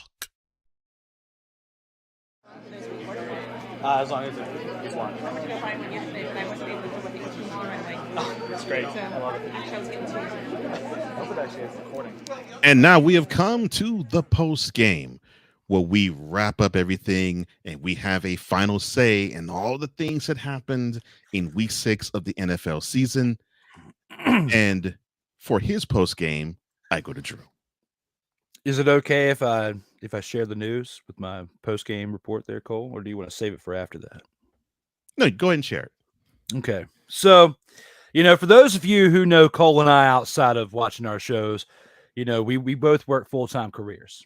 And, really cool careers outside of this as well, to be honest. I don't want to go too far into it for secure reasons. But what I can say is within the past week, I was offered some more responsibilities, some more opportunities for growth within my business that I work. But there's some changes. Before, I was working Wednesday through Saturday, 4/10s, which was really cool. I really loved it, having 3 days off. It was pretty sweet. But now, with the change of responsibilities and opportunities and where I'm going to be in this sector of where I'm at, they need me to work 5/8s. Well, actually, technically 5/9s with an hour break, but we're not going to get to that far in detail. Anyway, when it comes to that, I'm still working the same principal days, just have to add on a day. And unfortunately, that has to be Tuesday. Now, doesn't mean you're not going to see us on Tuesdays anymore, because working with a legend right here, the two of us communicating the past week and figuring things out, we figured out that we can still keep this show on the air for you on Tuesdays. We're just going to have to go Tuesday morning. You do from 9 a.m. to noon Eastern time. So for those of you out there who have a hard time getting up in the morning, let us wake you up. Make sure you set your alarm for 9 a.m. Eastern time. And I'm going to make sure that I'm awake too, so that way I can bring the same fire that I bring in the afternoon too, because it's going to be a little bit of a culture shock for me too. But when it comes to this show, the fun that Cole and I have each and every single week, this is I didn't want to work with any of my other projects on rearranging the time till we figured this out right here, because it just feels like we just started the show a few minutes ago and we're almost about to hit 3 hours. That's how I know that this is something special, because it doesn't feel like I'm on here for the amount of time that it is, having the fun that I've had with Cole. And I appreciate him for working with me in this abrupt change that just happened. Luckily, it doesn't change until next week, which is why we were still here at the same time for you guys today in the afternoon. But for what you guys are giving us and the growth and the things that we're seeing on the different platforms based on whether it's a short here or a feed there, this is something special enough to where in my heart, I want to continue doing this. Cole feels the same way. And that's why starting next week, you will see us at 9 a.m. Eastern time, same format of the show. Nothing changes. You just get us a little bit earlier in your day. So it's not Folgers is the best part of waking up. It's us with Total Football Talk. We'll see you next week. I could not have done that or written it better. I love that. Thank you, sir. So yes, to reiterate, yes, Total Football Talk will still be on Tuesdays, but it will be 9 a.m. Eastern, 8 a.m. Central on every Tuesday. So tune in next Tuesday. That's when it will start. And we look forward to doing it. As he says, the best part of waking up on Tuesday morning will be Total Football Talk on your TV screen and on your computer screen and on your smartphone too. You know, we are a third away through the season, and I heard someone talk ill about the sport, saying, well, the play is bad because we only had two teams that scored over 30 points. The Dolphins at 42 and the Jaguars at 37.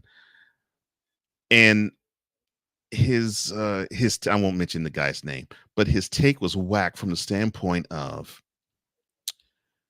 you're dealing with teams that now are getting into the groove of things. And football is a sport of momentum. You get the feel. It's an ebb and a flow. You will have games where offenses will just simply attack. We witnessed it already with the team scoring 70 points in a game. And you're going to have teams that struggle to score. And we saw the two biggest upsets being that particular understanding, where you have the 49ers that was scoring over everybody, only matching 17 against the Browns, and the Eagles that were basically lucking into some wins and squeaking by many weeks. They couldn't squeak by. It's a game of ebb and flow, and it's not an indictment against the total quality of the sport, because in fact, the total quality of sport actually has improved a bit. It has improved a bit, even with defenses catching up in speed to the offenses that they're throwing. We're seeing more offenses now that are going away from the RPO, and they're trying to attack more in varying formations. Of course, yes, we're seeing more shotgun, but we are seeing a different sport. And unfortunately, for those get off my lawn take individuals, the sport evolves. So get with the times, get with the evolution, and understand that you're not dealing with the 70s where you basically were like what Gail Sayers said in the 60s. Just give me 18 inches of daylight and I can make it work. This isn't a 3 yards in the cloud of dust type of game anymore. Get used to it. Get used to a fast break style on 120 yards of field, and you better like it or get out the way. Either way, the game isn't changing. You're just showing that you are. As long as it's one. Oh, it's great. I love it. I hope it actually is recording. Listening to it. You just brought up a great point. If you don't mind, I want to recap on one thing you just said, because you just brought up a great point when it comes to people stuck in the past with the old ways of the game. That's why I said what I said earlier when it comes to Rex Ryan. Him thinking he can come in here after being gone for 7 to 8 seasons, full seasons, stuck behind a desk, and thinking that his defensive scheme is going to change the type of football that today is. That's why I had to support with what you were saying, as people need to stop being stuck in the past. And if you don't have a way to evolve and change with the times to stay relevant, you're going to be stuck in that past of what you were looking for, those 3 and 3 yards in a cloud of dust plays, because it's not like that anymore, like you said. But you can still have the physicality on the ground because, like you said early in this show too, you need to have a strong running game. I don't care what defense, what offense you run. You still need that. So you can still implement that. You just can't implement only that. And if they anticipate 55 passes a game, you're doomed. Like the Colts. Yeah. Just like if they anticipate 55 runs, you're doomed. I mean, now, unless you can boogie on them, cool. But I mean, not with these defenses. No. Ike is happy for you. He says, congrats on the new opportunity. And I am 100% with him. I support that statement. And I've said that to you privately. I say it to you publicly. Congratulations on your new opportunity.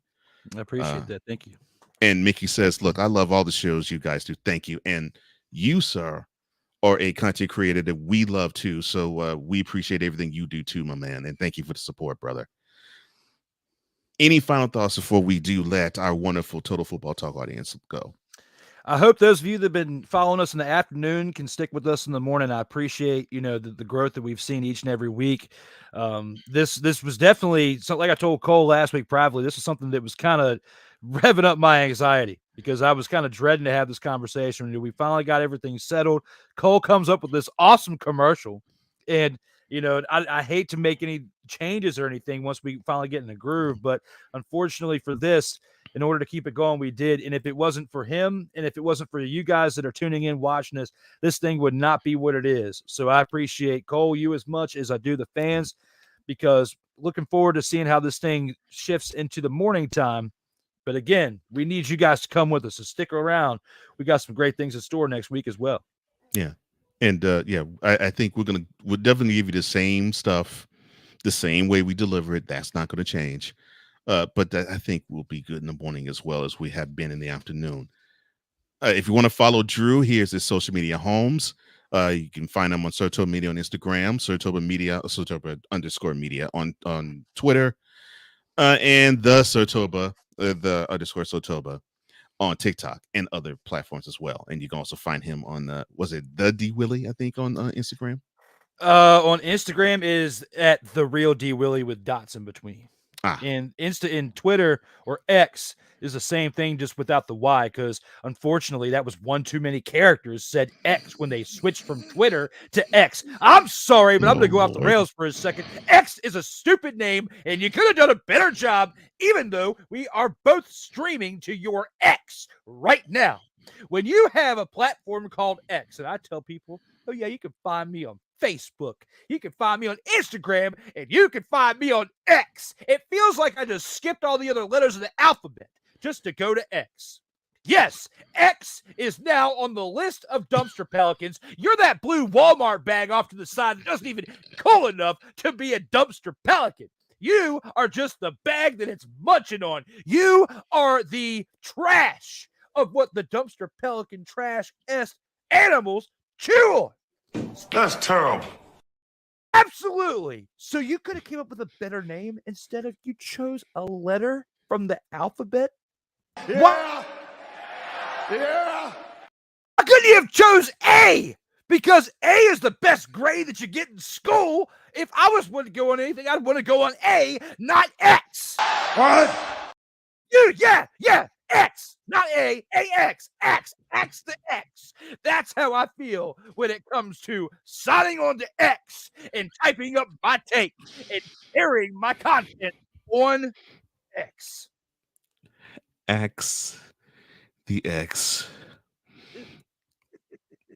Oh my gosh. If you need to find me on social media, just go to floco.com/page/host Cole Johnson. Guys, I can't even speak because Drew's take on X is taking me out of here. That is flowco.com/page/host Cole Johnson. Oh my gosh, you are too much. Hey, and guys, just to kind of give you some clarity there, all of this stuff that you were just looking at on the screen, you can find in the description down below for one. And I need to stop slacking. I need to jump on this flow code bandwagon because I'm giving you like an actual an actual story of links to click on, and Cole has one. I gotta get on this. This is me. This is my fault. But I'm just one guy trying to carry a brand. Help me help myself by just sending me a message sometimes that says, Drew, jump on that flow code, and I'll do my best. Oh my gosh. Oh man, he's sending me into the night laughing my butt off. I love it. Look, thank you guys for thanking. Thank you guys for sharing. Thank you guys for subscribing. And thank you for hitting that notification bell so you can catch any and all content that emanates from the great Sartoba Media YouTube channel, which now has over 1,000 subscribers, I may add, or the Comey Media Incorporated YouTube channel. For Drew Willingham, I am Cole Johnson, here to say in parting, as we always do. In life, just like a tackle, keep your head up. And always remember, you got to play until the whistle blows. So long, everybody.